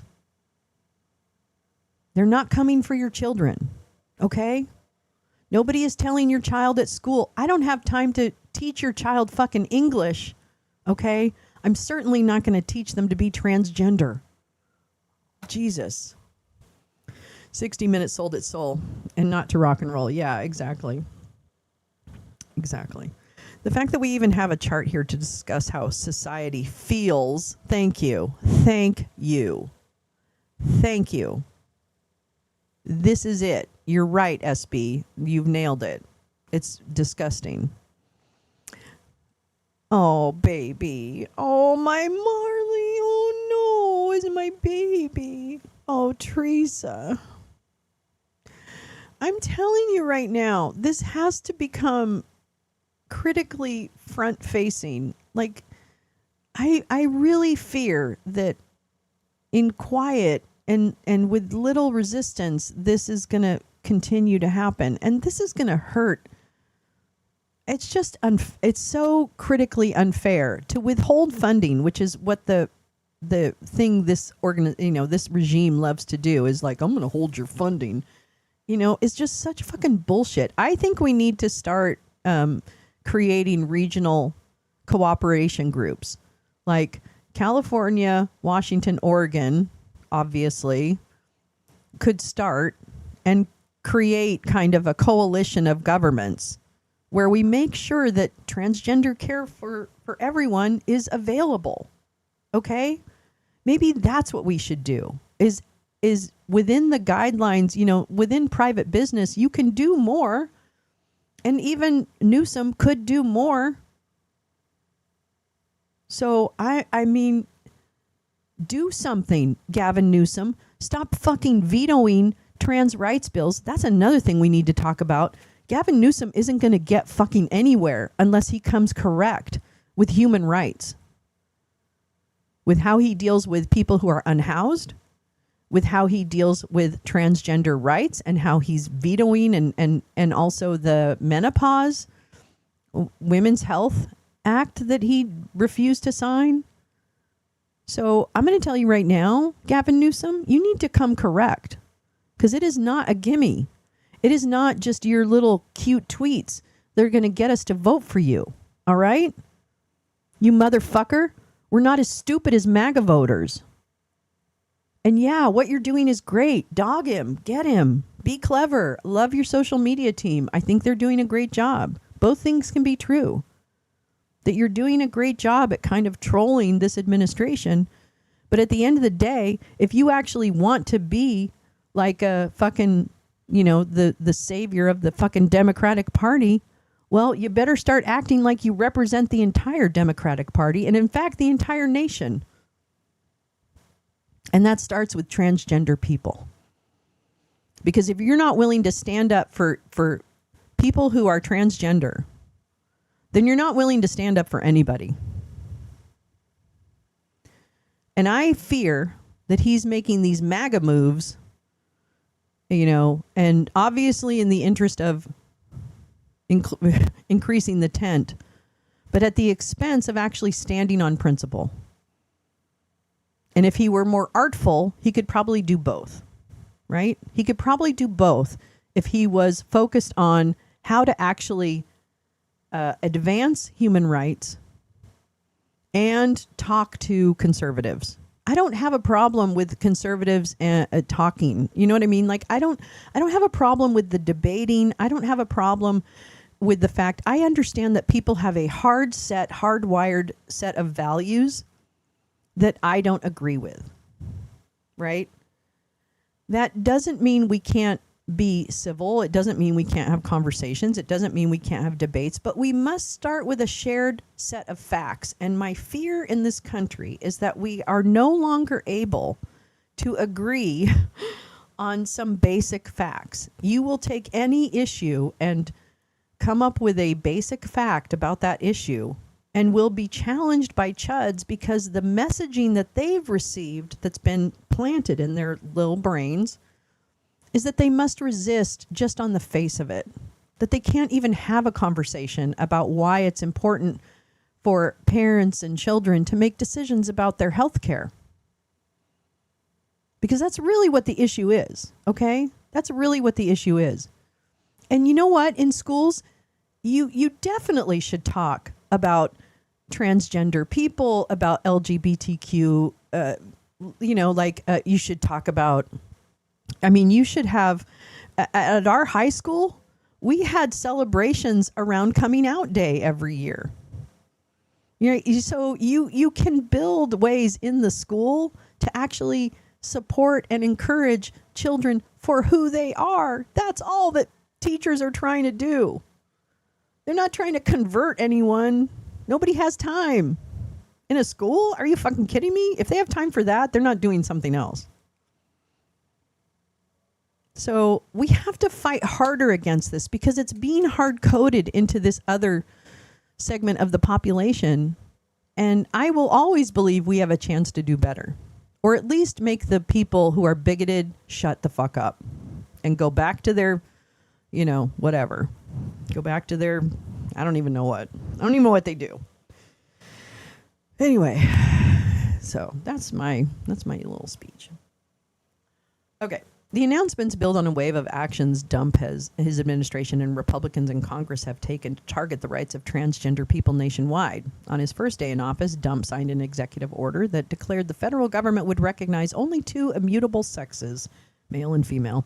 He also assigned orders barring transgender athletes from participating in girls' and women's sports and cutting federal spending for transition-related care, which prompted Thursday's announcement. On Wednesday, a bill that would open transgender healthcare providers to prison time if they treat people under the age of 18 passed the U.S. House and heads to the Senate on Thursday. And I think that was one where we had 3 Democrats voting for that. Maybe not. I'd have to check. Excuse me, my nose is running. On Thursday, House lawmakers passed a different bill intended to ban Medicaid coverage for gender-affirming care for children. That's really fantastic. Not. So yeah, this is a huge issue, and I would encourage us because this is going to be now that that Oz and Brainworm Bobby have introduced these things and doing these things. Now it will start to become legislation. So we're going to have to watch as Congress comes back into session in January, because I think this is where this is going to be taken up, as it is where it's hidden, so to speak, in the, those kind of rules committee meetings. Those are what we're going to need to watch, because that's where the real debate's going to happen about care for transgender youth. And so this is going to be an issue to watch in the new year, for sure. So makes me so mad. That makes me mad. Let's see what else we have to do. I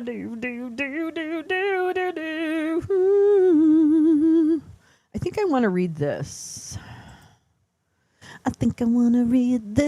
And this is from a couple days ago, I think. Yeah, 3 days ago. Ooh, 2 days ago. No, 2, 3, 3. From Ryan Riley, who I don't really like, but whatever. I don't know. Those people got really weird around the Pam time, so I'm kind of like the sedition hunters. I was friends with sedition hunters. Like I helped them. I gave them clues about people that were out and about that they were looking for. And then all of a sudden they got really weird. I think somebody infiltrated their group. I think somebody infiltrated them. You guys fell for it, stupid.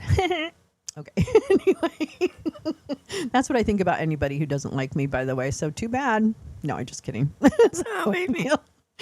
Although, how can you not? How can you not like me? All right. Here we go. This is Jack Smith. We're going to switch gears a little bit here, and we're going on to Jack Smith, who we know spoke in front of the, what was it, Judiciary Committee? I'm not really sure which committee he spoke to, but I'm very excited because I'm really hoping, because Jack Smith has asked, or you'll hear here, he's asking for those tapes of that deposition to be, or testimony to be made public, and I am here for it, girl. Oh, bring it on.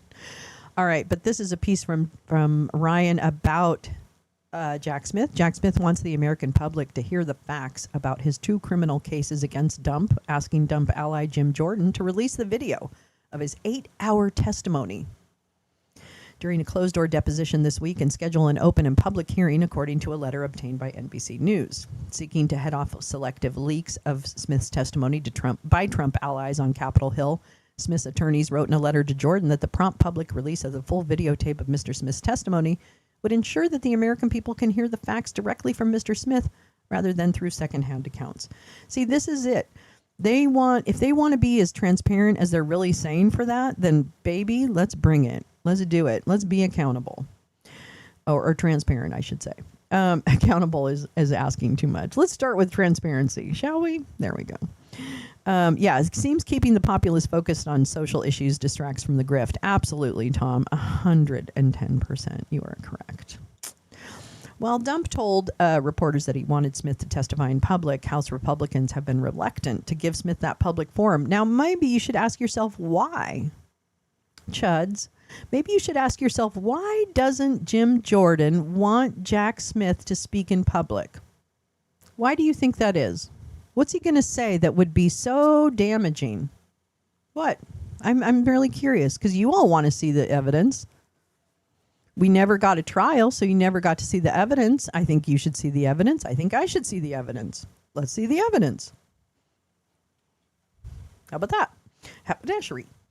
Okay, but in an interview with Sean Hannity, Jordan did not suggest that he generated any gotcha moments in his exchanges with Smith, instead telling Hannity that nothing in Smith's testimony changed Jordan's predetermined belief that the Smith cases were political. Not a shock. Jordan has not ruled out a future public hearing, but he hasn't committed to one either, which means he's not going to do one. Rep. Jamie Raskin of Maryland joked to reporters this week that Jordan made an excellent decision in keeping Smith's testimony secret because Smith's testimony was absolutely devastating to the president and all the president's men involved in the insurrectionary activities of January 6th. Smith told Congress this week that he and his team gathered proof beyond a reasonable doubt that Trump engaged in a criminal scheme to overturn the 2020 election loss. Okay, I'm just going to tell you, I don't think people like Jack Smith say that unless they can back it the fuck up. All right? I think that Jack Smith is itching to show the evidence that he actually has. I mean, he would not, I just don't think a prosecutor would say something like that unless they absolutely knew for sure that what they had was going to stand up to scrutiny. You know? Yeah, exactly. Smith called January 6th an attack on the structure of our democracy, in which over 100 heroic law enforcement officers were assaulted. I think it was 140. And said Trump and his associates exploited the violence of his supporters when they tried to call members of Congress in furtherance of their criminal scheme, urging them to further delay certification of the 2020 election. I mean, we're going to go over the insurrection was Plan B. We're going to go over Jim and Gal's work again. I have it on the list for this week. Since we have time to read a lot of stuff, I'd like to revisit the insurrection was Plan B and talk about, what we know. And then eventually I'll get Gal and Jim on a show and we'll have some good.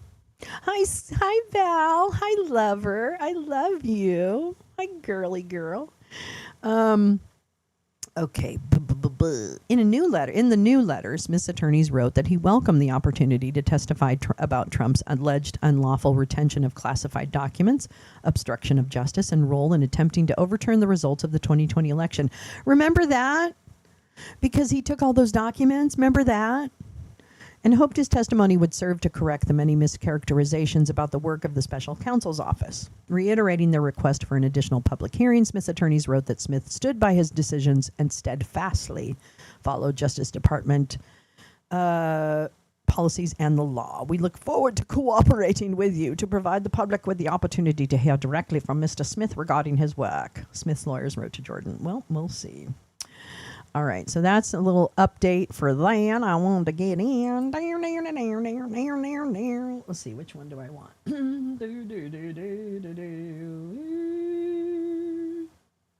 Let's see. I mean, I have a bunch of Epstein stuff. I guess we could go over that.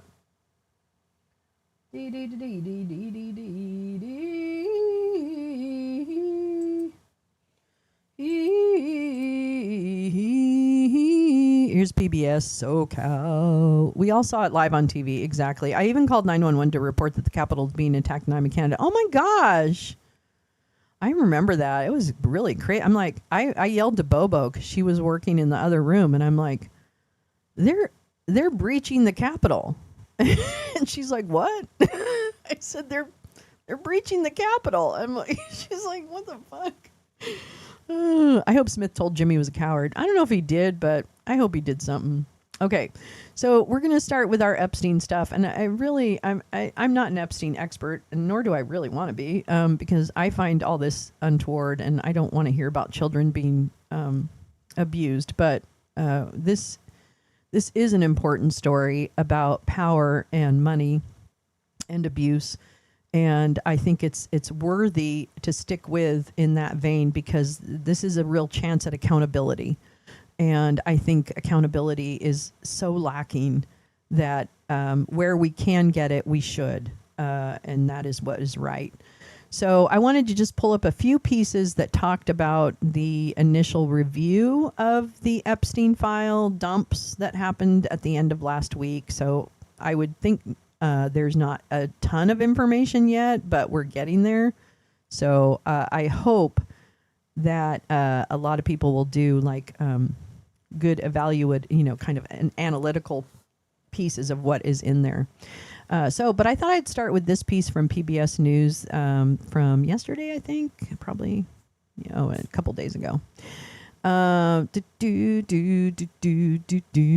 the Justice Department released tens of thousands of records Friday on convicted sex offender Jeffrey Epstein, though many of the files are heavily redacted, and the agency failed to meet a legal deadline to release all files related to its investigations, and added the 16 documents are missing, I believe, now at this point. And apparently I saw a photo in a drawer that had Trump's face on it, that photo was missing, and so the implication was they were going to redact Trump's face from the photo in the drawer, and that apparently has been what has happened. I cannot believe, hoping for good from Shouty Lady, who so far is the only person to indicate the challenge of such review in her prior experience with such effort. Oh, yeah, that makes sense. No, I think it's early. I think it's very, very early, and I think there are people working hard to evaluate what is in there and extracting the parts that are important. And and I hope that's I don't know. I think we continue to kind of monitor people's work on this. But so this is one place to start. And the documents that are missing and the whole, the scrubbing of Trump's name has been obvious. And unfortunately, I don't think anything's going to come of it, because apparently we're unable to hold people accountable even when they break the law here now. I don't know how that happened, but here we are. And so I don't know. Tim Kaine was pouring cold water on impeachment of Pam Bondi over the Epstein files. Why? Why not? I mean, just why not? Yeah, Bill looks happy. I mean, Bill Clinton, fall on, arrest him. I don't care. I don't care about Bill. I don't care about pedophiles not getting, being comfortable. I don't really care. But let's get all the pedophiles. You know what I'm saying?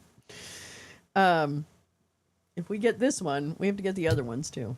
Sorry. Lost my earpiece. I lost my earpiece. Oh, I'm a little chilly. Ooh, it's a little chilly here today. Ooh. Okay. So there's Bill and I imagine a teenager. The material comes after a year-long partisan push for the government to release its files on the Epstein investigation. Trump and House Speaker Mike Johnson both initially sought to block or delay the effort. But Democratic Rep. Ro Khanna of California and Massey of Kentucky, who authored the Epstein Files Transparency Act, used a procedural move to called a discharge petition to force a vote on the bill on the House floor. The law, which Trump signed in mid-November, requires the Department of Justice to release publicly all unclassified records, documents, communications, and investigative materials in the possession of the DOJ, FBI, and U.S. Attorney's offices within 30 days or December 19th. The files, many heavily redacted, include photographs, contact lists, flight logs, business records and memos, court documents, and more. There's a massage table with pictures of naked ladies. I don't know if they're children or ladies. I can't tell. The Attorney General does have the ability to redact or withhold information that personally identifies victims or would jeopardize an active federal investigation, but those redactions must be accompanied by a written justification and submitted to Congress. I've been very disappointed with the partial nature of the release, Khanna told PBS NewsHour's Liz Landers on Friday night, saying there was no information about why certain materials were redacted. I mean, this is the incompetence of this administration is going to come through. I'm sorry. They're not even going to be able to pull off this kind of flim flam. I just don't think. I think they're going to get caught. I think they're going to get caught removing Trump's picture and everything, and it's just stupid. I think Turd Blanche is an idiot. How about that? He pointed specifically to a few documents missing from the release that may have offered more information about others involved in covering up Epstein's abuse, including the government's draft indictment and witness interview memorandum. Okay, this is another thing. We really... malcompetence. Oh, okay, that's good. Oh, I like that. That's intentionally bad. Oh, I like that. I like it a lot. Nothing much to the 16 pics were released and then taken off website. Yeah. Oh, really? Nothing much? Okay. Hi, Griffey. Hi, Griffey. Let's see here. It's less about, is this a full release, and more about the quality of the release and what they are hiding, he said. That's what the survivors want, he added. Former President Bill Clinton features prominently in several of the newly released images. Poor Bill. Fucking idiot. In some cases pictured with women whose identities have been redacted. Women or children. They can release as many grainy 20-plus-year-old photos as they want, but this isn't about Bill Clinton. It never has, never will be, Clinton's deputy chief of staff said in a statement Friday. Deputy Attorney General Turd Blanche said in a Fox News interview on Friday morning that not all the Epstein files would be released Friday. We know. Instead, hundreds of thousands would be released in the course of the coming weeks, when people are on vacation. And there's Kevin Spacey. Kevin Spacey is there. Oh, this is not big at all. We're going to fix this, folks. Don't you worry about it. Mama Lolo's going to fix it. No. Reject. Let me see if this helps at all. Oh, it doesn't. I see. Okay, fine. Whatevs. Oh, shit. Well, anyway, this is many of you have probably seen some of these pictures, and I'll include this link in the description of the video later on, so you can take a look yourself. This is actor Kevin Spacey in a room of men, including former President Bill Clinton. Undated photo was among the thousands of records on convicted sex offender Jeffrey Epstein released by the Justice Department Friday. Looks like they have a big map. There's a big table, and I don't know who else is in there. I suppose they would have identified them if they're known people. There's another set of photos. Looks like Jeffrey Epstein at a desk, and then the other things are redacted. A heavily redacted photo contact sheet with convicted sex offender Jeffrey Epstein seen in the center image. This image was among the thousands of records on Epstein released by the Justice Department. There he is again. Convicted sex offender seen on the phone holding up a cake that appears to be shaped like breasts. Inside an office. The undated photo was among the thousands of records. God, can these guys what? I don't even know. I mean, I'm all for sex. Okay. I know he's an abuser, so it's not sex. But I also don't, I just don't, their lives are surrounded by sex. You know what I mean? Like everything is about sex. It's so weird. And there's Ghislaine Maxwell and the very famous magician, David Copperfield. Ghislaine, charged for recruiting underage girls for convicted sex offender Epstein to abuse, poses with magician David Copperfield. Undated photo. Blah, blah. There's a lot of eyes looking at these, and we want to make sure that when we do produce the materials we're producing, that we're protecting every single victim. I'm sure, turd. He said, in adding that a judge has also required the U.S. Attorney in New York to review the materials to protect victim safety. Democrats on the House Oversight Committee, which issued its own subpoena to the Epstein estate earlier this year in the course of its probe into how the investigation was handled, have selectively released a steady stream of Epstein emails, images, and documents in the last few weeks. They come from a total batch of 95,000 images from the Epstein estate, according to the Democratic ranking member on the committee, which comes from Epstein's email account and computer. Some of the photos in a recent cache this week show high-profile figures like the Google co-founder Sergey Brin and Republican strategist Stevie Three-Pen Bannon. Here's Bill in a hot tub with a redacted person. Here's naked people swimming in a pool with underage people. Oh, my God. And there's those two weirdos. Okay. They were really friendly. Wow. Although I guess that's the impression they want to give is that like MAGA, but sex. Yeah. I mean, David Copperfield is creepy. I'm sorry. Yes, Val, it's an obsession. They're obsessed. And you know what? I mean, that's fine, except for the fact that they were raping children. So that's not sex. That's power. That's rage. That's violence. That's what that is. That's control. There's nothing sexual about it. Former president. Okay, right. All right. Here is him with. I think that's Diana Ross. Oh, that is Diana Ross. Is that Diana Ross? I guess it is Diana Ross. It's an older picture. And there's Michael Jackson, Bill Clinton, and then someone believes that this is actually Diana Ross's daughter and not necessarily a victim as named in the suits. But we don't know, obviously. Here's Epstein with Walter Cronkite. Holy shit. And another guest. We don't know who she is. Or he is. I can't tell. It's hard to tell. Anyway, that's Walter Cronkite. Yeah. So he knew a lot of people. There you go. Damn, Walter Cronkite. Mr. Spock. No, I mean, I think he had vitiligo. Didn't he have a... Yeah. I know. Probably Michael Jackson wasn't terribly comfortable being in like crowds and shit like that. You know what I mean? I'd redact that clip in... Neil, I'd redact that Clinton Epstein photo just because of those ugly fucking shirts. That's right. What the hell is that? Fashion crime. Someone said they blacked out the Epstein files like Hegseth on a New Year's night. That's the way it is. Yeah, I mean, maybe. Yes, and it was thrown in there. It's his son, Evan Ross, who spoke up on IG. It's her son. Oh, okay. Yeah. All right. Thanks, Val. Yeah, I had a feeling it wasn't, that was just because a lot of times people who were friends of Epstein came to the island and it wasn't around like the girls and things like that. You know what I mean? So clearly this guy had like, major relationships because of the money movement that he did, probably more than anything else.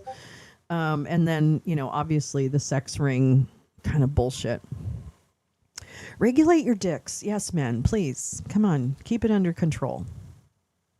All right. So let's go back. Oops. Who's this? That's from Epstein. One of Epstein's properties, a larger collection of images from his New York townhome and Virgin Island living spaces. This undated photo was among the thousands of records. I don't know who that picture is of up there. I don't know. It's not a very interesting picture, but you can see he has the same gaudy taste as his bestie. There he is with Mick Jagger. No, wait, that's Bill Clinton and Mick Jagger and a person whose face has been redacted. This undated photo, blah, blah, blah. Okay. There's Ghislaine giving him a foot rub. Who cares? Khanna said there are a few options for how to push for more documents to be released, including additional testimony from and news conferences with survivors' lawsuits, impeachment, and referrals for criminal prosecution if the government doesn't comply. My interest is not punitive against Attorney General Pam Bondi or the Deputy General or Trump. It's to find justice, and I want to see what we can do to get more of these documents released. There you go. There's that, there's that, there's that. Let me see. What else did I have here?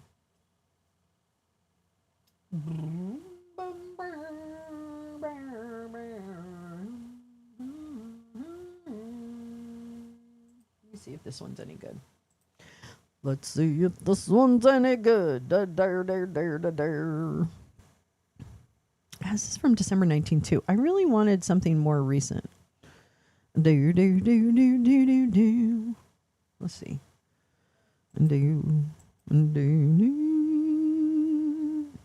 Stop it. A total of six. Oh, you're talking about these, Tom. The 16 photos were taken down at some point on Saturday from the website. And then Turd Blanche said, oh, there's a light on this tree that won't light on one side. So I'm going to take it back to my workshop, my dear. I'll fix it up there. Then I'll bring it back here. That's what happened, is that he says he's fixing them. And this is the one I'm talking about. And you can't really see it. But if you look down here, if you look down in this area of the photo of the picture, there's a photo here where you can see Trump's face. It's right there. There's a photo here where you can see Trump's face. And that's one of the ones that disappeared on Saturday. And so they're going to yeah, Clinton should be talking. Okay, there's a good point, Griffey. Yeah, Bill Clinton, open your fucking trap and start spilling beans. Do it for the gram. Do it for the country. Do something. Okay. More than a dozen photos, including one featuring Dump, were removed without explanation from the large collection of files connected to the investigations of Epstein. A total of 16 photos were taken down at some point on Saturday. One of the few that contained Mr. Dump's image. It was a photo of a credenza in his Manhattan home with an open drawer containing other photos, and including at least one of Dumpy Dump. Okay, so has nothing to do. This is what Turd Blanche said. Hi, everybody. My name is Turd Blanche, and I am the assistant deputy to the assistant deputy of the Department of Justice and Justice. And I'm here to tell you something about the Epstein file, so I just want you all to calm down, because you're all getting too excited, and everybody just needs to take a chill pill. And we took those pictures down. It has nothing to do with President Dump. The absurdity of pulling down a single photo because of President Dump is laughable. We wouldn't do that, would we? Would we? I don't even know. Does anybody know if we would do it? Okay. Is that why we did that? Okay, I don't want to know. What else? Wait, it's laughable. Okay, I don't need my baby voice. All right. Democrats on the House Oversight Committee immediately seized on the missing photo of Mr. Trump. I kind of wish they wouldn't do this, but that's okay. They're going to. Reposting it on social media and asking Attorney General Pam Bondi if it was true that the image had been removed. What else is being covered up, the Post said. We need transparency for the American public. 12 of the other missing photos pictured the infamous massage room on the third floor of Mr. Epstein's mansion in New York. The room, which sat down the hall from Mr. Epstein's bedroom, was where investigators say that many of his sexual assaults occurred, some of them against teenage victims. The shelves in the room were stocked with lubricants and a silver ball and chain, among other things. The massage room images were removed, depicting that the massage room images that were removed depicted paintings and photographs of nude women, some with their faces redacted. But other images and artwork featuring nude women remained on the site. And some photos of the massage room, including nude imagery, also remained. The missing photos were part of a vast collection of materials that the Dump administration was compelled to release after the passage of the law mandating that the Justice Department disclose all files in its possessions related to Mr. Epstein, blah, blah, blah, blah, blah. Despite mounting expectations, the released files, which included thousands of photographs and investigative documents, were something of an anticlimax. They added little to the public's understanding of Mr. Epstein's conduct, and also did not provide much additional insight into his connections into wealthy and powerful businessmen and politicians who associated with him. Mr. Dump has, uncharacteristically, said nothing about the files, which contained far more material about one of his political adversaries, former President Bill Clinton, than about him. Still, the Justice Department said that more disclosures from its files about Mr. Epstein would be coming in the next few weeks. Turd Blanche, the Deputy Attorney General of the General, said on Sunday that the administration would not remove any mentions of Mr. Trump in the files as they continued to be released. That's just fucking bullshit. He's lying. Because a search of the files, I think, has determined that there's not many mentions of Trump. And get out of town. And no, Chuds, Trump did not help the FBI take down Jeffrey Epstein. I know that's what you want to believe, but it is simply not true. It is not true. Trump was implicated in his schemes and distanced himself when they had a fallout over a purchase, which had to do with some money laundering, I think that was happening, if I recall correctly. And also that there were criminal complaints. So he distanced himself when it got too hot. But no, he did not help anybody go after. And in fact, he rewarded the guy that gave Jeffrey Epstein the soft deal. The deal where he got to go home when he was in jail. Okay? So if you remember correctly, you fucking idiots, Chuds, Alex Acosta was the U.S. attorney that let Jeffrey Epstein get off so that he could abuse more people. And then Mr. Dump made him the head of the labor, the labor secretary for about a minute until he found out he couldn't, because everybody knew that Alex Acosta had actually worked on the Epstein case and was the lead prosecutor who came up with the sweetheart deal and let Epstein off easy when they knew he was raping children, okay? When he knew he was raping children. And then Alex Acosta, as a reward, got made labor secretary. Okay? That happened in real life. And you cannot spin that. And if you have data that tells me that I'm wrong, oh my God, present it. But I don't think you can. So no, Dump did not help the FBI catch Epstein. He probably ran away and got protected by the same fucking corrupt Palm Beach police and U.S. Attorney's Office. Okay? Period.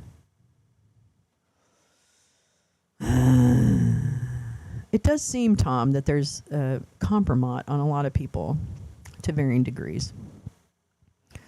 Okay. All right, turd. We are not redacting information. Mr. Blanche said that hundreds of agency lawyers had been scouring about 1 million or so pages of documents and redacting information about victims. Yeah. On Saturday, the department released a second tranche of files that included transcripts from the closed-door grand jury proceedings in the federal investigations into Mr. Epstein and his close associate, Ghislaine Maxwell.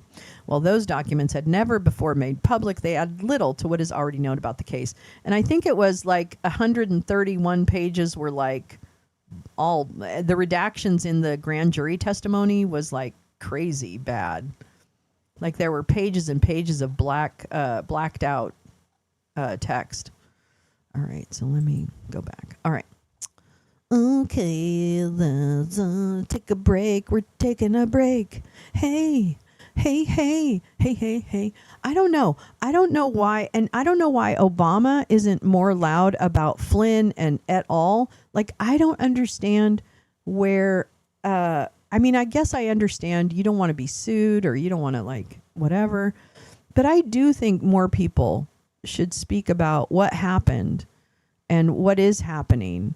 And the leaks are going to be the only way, I think, we're able to get ahead and stop some of the extrajudicial actions of this administration. So I believe that it's actually imperative, that we continue to really ask, we're being dog walked. Yeah, I feel like that. I do. And it's really hard. The DOJ put out a statement for survivors to contact them. I'm like, no way they should do that. Teresa, I would not deal with this DOJ if hopefully I'll never have to deal with this DOJ. Let's put it that way. Yeah, that's Russia. All right, let's do another article. Lolo, speaking of Russia. Hold on. Hold on. Oh, what is... let's take a little change here. We'll do a little change. Let's do some empty wheel. Ooh. This is from the 20th. Hold on. There it is. Good old empty wheel. Marcy, we love her so much. Full redaction throwback. Ooh. Oh, but we can't watch it.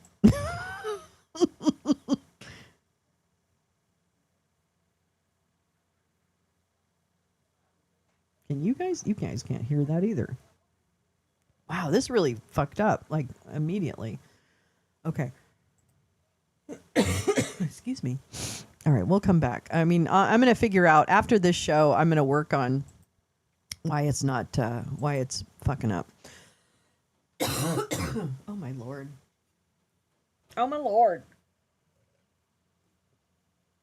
Yeah, but I don't defend Dems. I mean, I don't think we do. I don't hear a lot of people defending some of our Dems. You know what I mean? Like Henry Cuellar, go fuck yourself.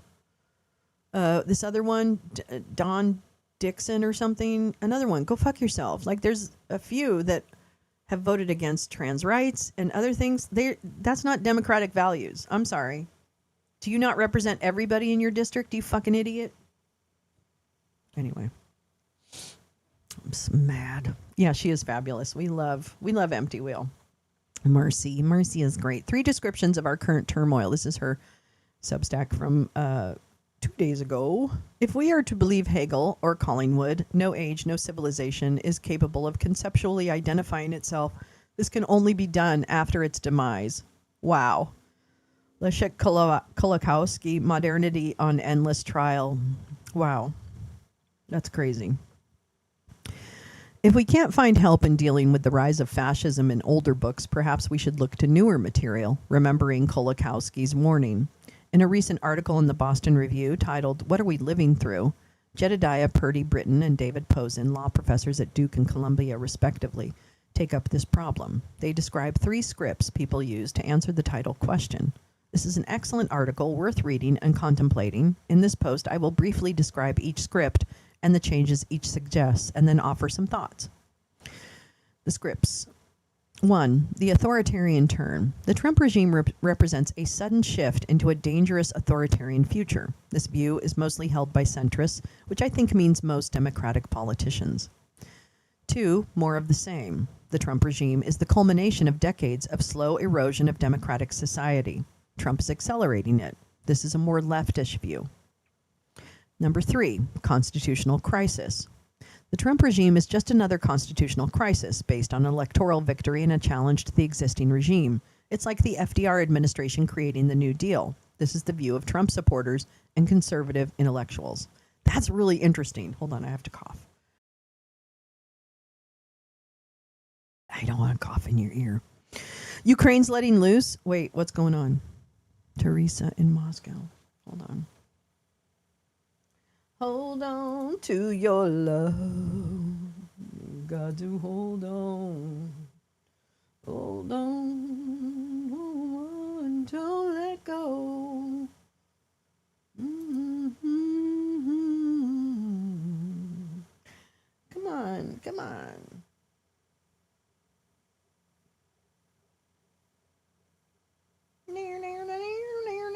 I don't see anything I want. That's easy. Okay. Yeah, we should talk about Ukraine. I think I have a couple stories on Ukraine. Okay, Trump's decisive electoral college victory in 2024 after a campaign with a more sharply defined stakes than in 2016 put a popular, if not quite majoritarian, imprimatur on such change. I hope I said that right. Following a playbook developed during the New Deal and refined in the civil rights era, Trump's team is employing all the tools at its disposal to reshape the balance of power across state and society in line with campaign pledges to curb illegal immigration, shrink the federal workforce, restore religion in the public sphere, and advance a colorblind conception of racial equality. The difference between the authoritarian crisis view and the more of the same view is continuity. The former suggests that the U.S. was mostly fine and getting better, but then Trump came along. The latter suggests that this regime didn't come out of nowhere, but is an acceleration of a long process of deterioration. The constitutional crisis theory is based on the idea that for some decades, the U.S. has lived under a liberal hegemony, and the second Trump regime is a counter-revolution against that hegemony. The authors generate a list of horribles which justify each script. I assume we all know the horribles for the first two. The list for the third is culture war issues and Republican revanchism. Revanchism? I don't know. I know kind of the word, but I don't know how to say it.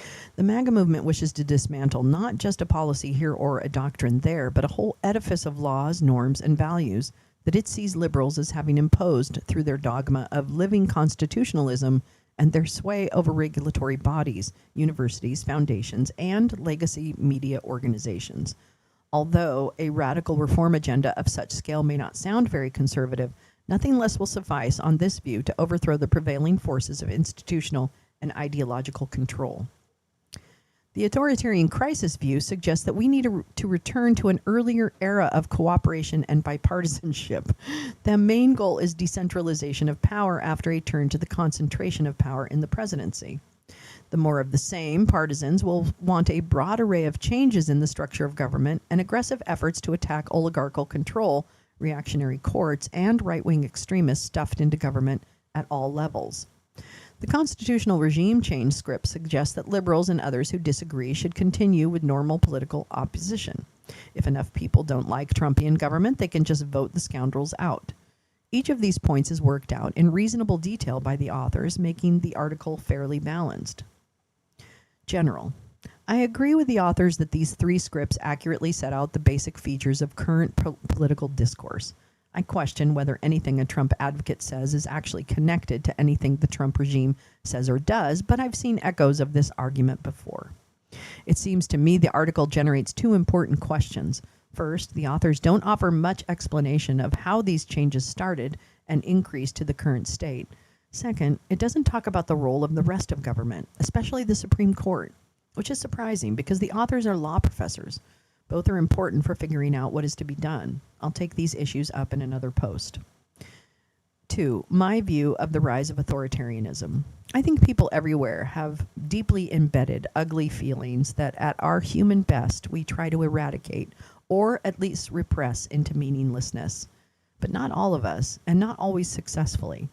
I think there was a period in recent U.S. history where a large majority of us were shamed by those ugly streaks and worked to eradicate them. but they are still there for a lot of people, smoldering, available to any demagogue who might benefit from stoking them. As we see in Hannah Arendt's The Origins of Totalitarianism, anti-Semitism has been an undercurrent in Europe since at least the Middle Ages. By the mid-19th century, most middle and upper-class German and French Jews felt they were assimilating, becoming just regular citizens. But there remained a number of non-Jews in whom it never died out. There were occasional outbursts like the Dreyfus Affair in France, which flared up and then died uneasily, but mostly things seemed to be improving. After a social upheaval, Lavrov sure has been left. Really? Lavrov?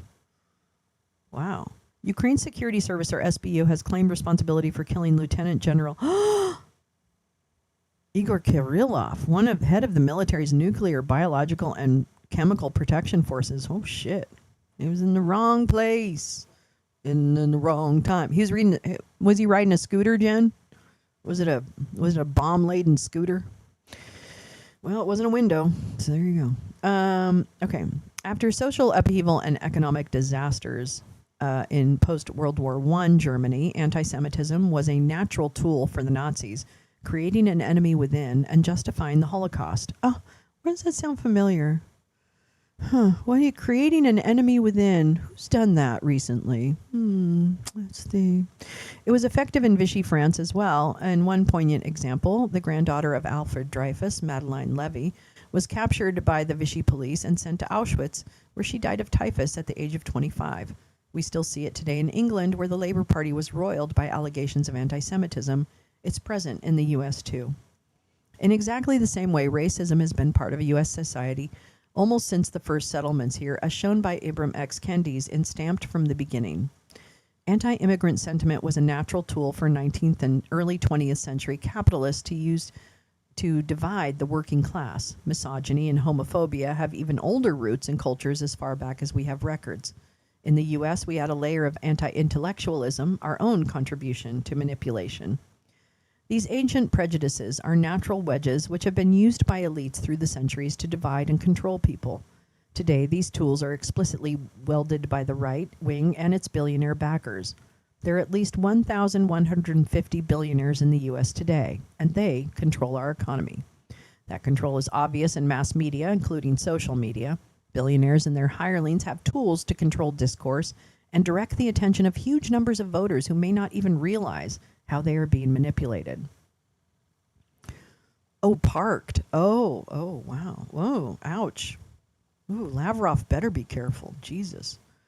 Maybe most of the billionaires and rank-and-file Trump supporters don't think of themselves as prejudiced in any way. They don't. It's weird, okay? But they supported the overtly racist, xenophobic, misogynist, homophobic Trump. They probably like science and technology, but their senators approved RFK Jr., and stood by while he and Elon Musk wrecked governmental research. There are other factors that and they're killing our children. There are other factors that reinforce this top-down justification and support for hate and fear, including inequality of income and wealth, inflation, and lack of critical thinking.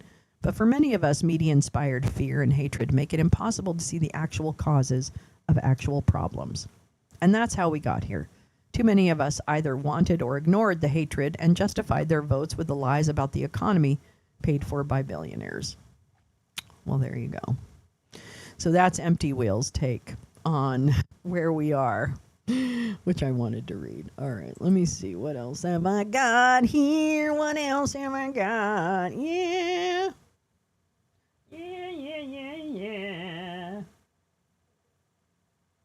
What else looks good? What else looks good? What else looks good? I guess. All right, we'll do a little financial. Oh God, I'm sorry. Who are those guys? I wonder who those guys are. I don't know. I don't recognize them. I guess I'll find out. Who are you? The SEC was tough on crapto. It pulled back after Trump returned to office. So here you go. This is from December 14th. This is a little older, but I found it very interesting, so I wanted to share it with you. Picked up a copy of Print Byline Times. Ooh, going to leave at my friend's house. See what they think. That's a great idea. Love you, Heidi. We love Heidi Kuda so much. She's a woman of my own heart, and I love her.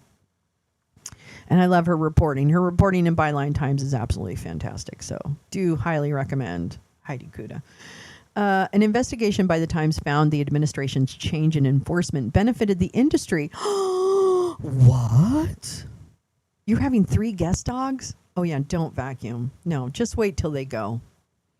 Because my cats are shedding like a motherfucker right now. Like it got cold fast and they just were like, oh, okay, we'll get rid of all those. So they don't know what to do. That'll be fun though. Oh, all those dogs. Okay, a cryptocurrency firm run by the billionaire Winklevoss twins. No, they're not gone. They're not dead. They're fucking rich and they're banking. The worst people are making money off of this administration. The worst. Like it's not even people you just don't know. Gal!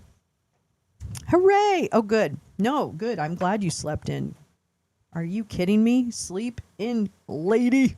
Good. We'll read this after I finish this little thingy here. That's great. Okay, good. Oh, and I have Jim's piece. I wanted to read Jim's piece too. The SEC had also sued Binance, the world's largest crypto exchange, but then dropped the case under the new administration. Oh. Craig Unger's Zoom Part 3 next weekend too. Wow, we got a lot of stuff. Well, I gotta get this computer fixed. Yeah, my computer, I can't play video right now because somehow the audio isn't showing or isn't playing through, but I'm gonna figure it out this afternoon and get it all taken care of. So that tomorrow, our show, we're gonna have great audio. We get to watch whatever we want. Okay. After a years-long legal fight with Ripple Labs, the new SEC tried to reduce a court-ordered penalty against the crypto firm, seeking to soften the blow of the punishment. What? The agency's pullback. How is that benefiting Main Street? The agency's pullback from these cases illustrated a wide-ranging transformation in the federal government's treatment of the crypto industry during President Trump's second term, a New York Times investigation had found.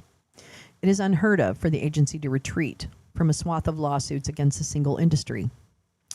And yet, the Times found that the SEC had eased up on more than 60%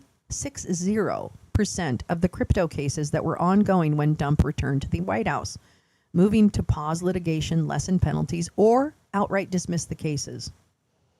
Y'all, this is bad. The dismissals were particularly unusual, the Times found. Under Mr. Dump, SEC dismissals came at a far higher rate for crypto firms than other cases. And although the particulars of the crypto lawsuits differed, many of these firms had something in common. What'd they have in common? Financial ties to Mr. Dump. Oh my God, who's now the crapto president. 17 watching, only 15 likes. What? Yeah, share the broadcast. Let's get double the people. I don't know. More people need to learn this stuff. We're just going to keep doing what we do, Tom. I know what we do is good. So we're just going to keep doing what we do, and if the people come, the people come. I've changed my view on this. Is that I'm grateful for every set of eyes. Period. And although okay, the SEC, the top federal regulator that the SEC, the top federal regulator that polices wrongdoing in the financial markets, is no longer actively pursuing a single case against a firm with known Trump ties. The Times found. It backtracked against every firm that either has relationships with the Trump family's crypto businesses or has donated to his political causes. Wow. Oh, hi. Political causes. Oh, the agency's only remaining crypto cases are against little-known defendants without clear ties to Mr. Trump. Like, where is the case against Hayden Davis for pulling the rug on the Melania coin? Or about the Libra coin scandal? Why aren't those being investigated? Oh, that's right, because they're tied to Trump. because he actually is the one. I'm gonna put my hair up. It's kind of warm. He's the one that actually did that. It's usually me, and I like at the end on my tiny phone. Oh, creepy. Okay. I'm sorry. I just had to put my hair up, but I think it's probably really ugly. But that's fine. Who cares how ugly it is? It doesn't matter. This isn't a beauty contest. It's a fucking news show. I'm gonna end up looking at myself and going, "You were on screen like that?" Oh yeah, I don't know what's going on here, but that's fine. Just ignore it. Anyway, okay, let's go back. See, now I got myself all fucking weirded out here. I hate hair. I just think hair should just exist and just look okay, right? Like it should just look okay. It shouldn't fucking freak out all the time. Okay. All right, let's do this. The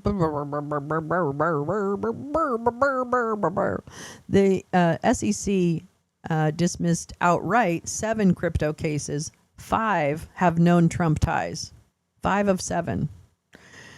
It moved to freeze proposed favorable settlements in or conceded 7 other crypto cases. 3 have Trump ties. That leaves 9 cases from the agency that did not retreat. None have Trump ties. I mean, you know, just something to watch. Something to watch. Yeah, exactly. In a statement, the SEC said that political favoritism had nothing to do with how it handled crypto enforcement. Sure. And that the agency was pivoting for legal and policy reasons. What are those reasons? Including concerns about its authority? Excuse me, what? The Securities and Exchange Commission is worried about their authority to regulate the securities and exchange industries? Wait, what? Wait, what? Excuse me? What the fuck did I just read? What the fuck? This is stupid. This is like Stupid World. The SEC noted that the agency's current Republican commissioners fundamentally disagreed with filing most crypto cases long before Mr. Dump, which might be true, but that doesn't mean just because people were corrupt before it, then you get a new corrupt guy that you'd be more corrupt. What the fuck? And that it takes securities, it takes securities, fraud, and investor protection seriously. No, you don't. Fuck you. No, you don't. No, you don't. Because you know what's happening with crypto? People are going to get ripped off. In fact, people are already getting ripped off, okay? They're already losing their fucking shirts. And that's going to happen more and more and more.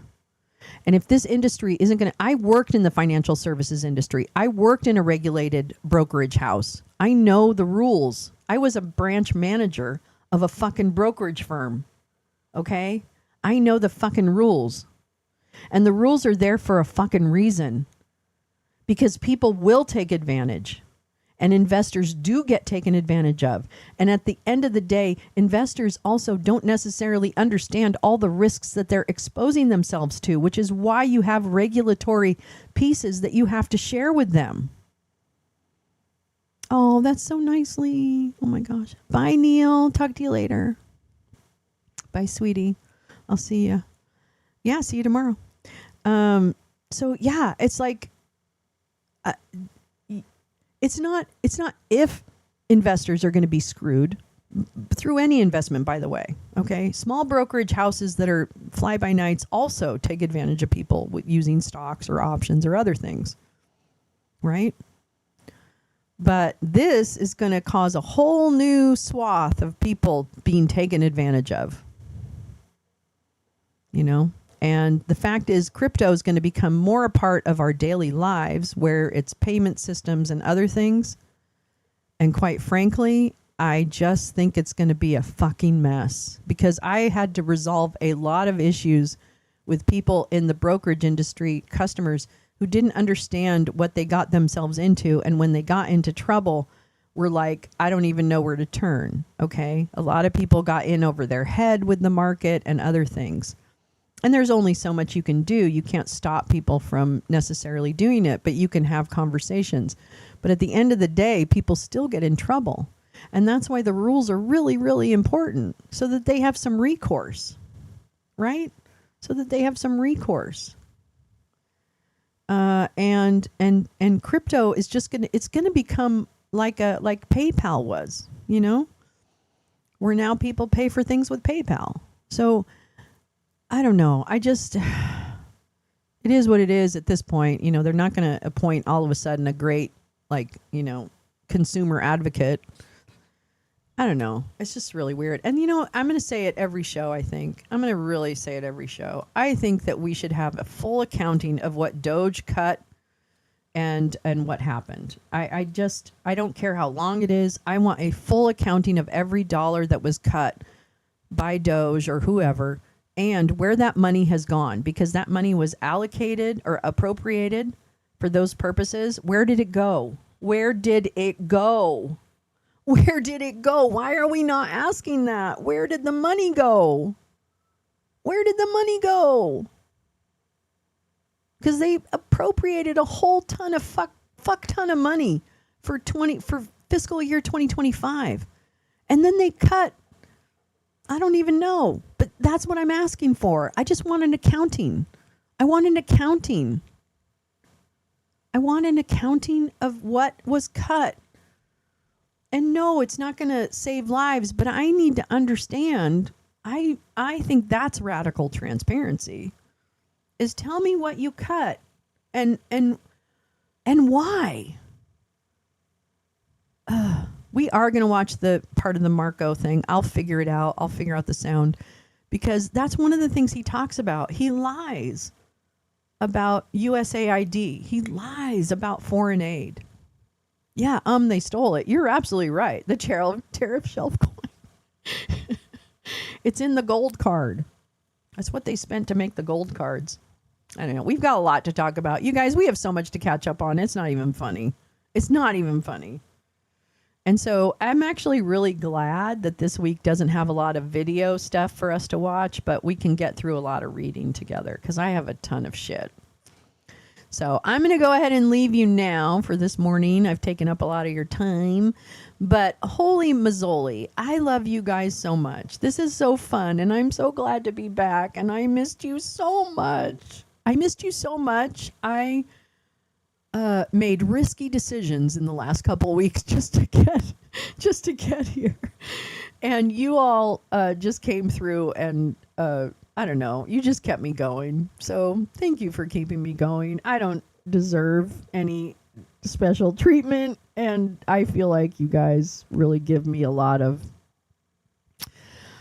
grace. And that's an incredible. Yeah. Thank you. Okay. All right. Well, I will see you guys tomorrow morning.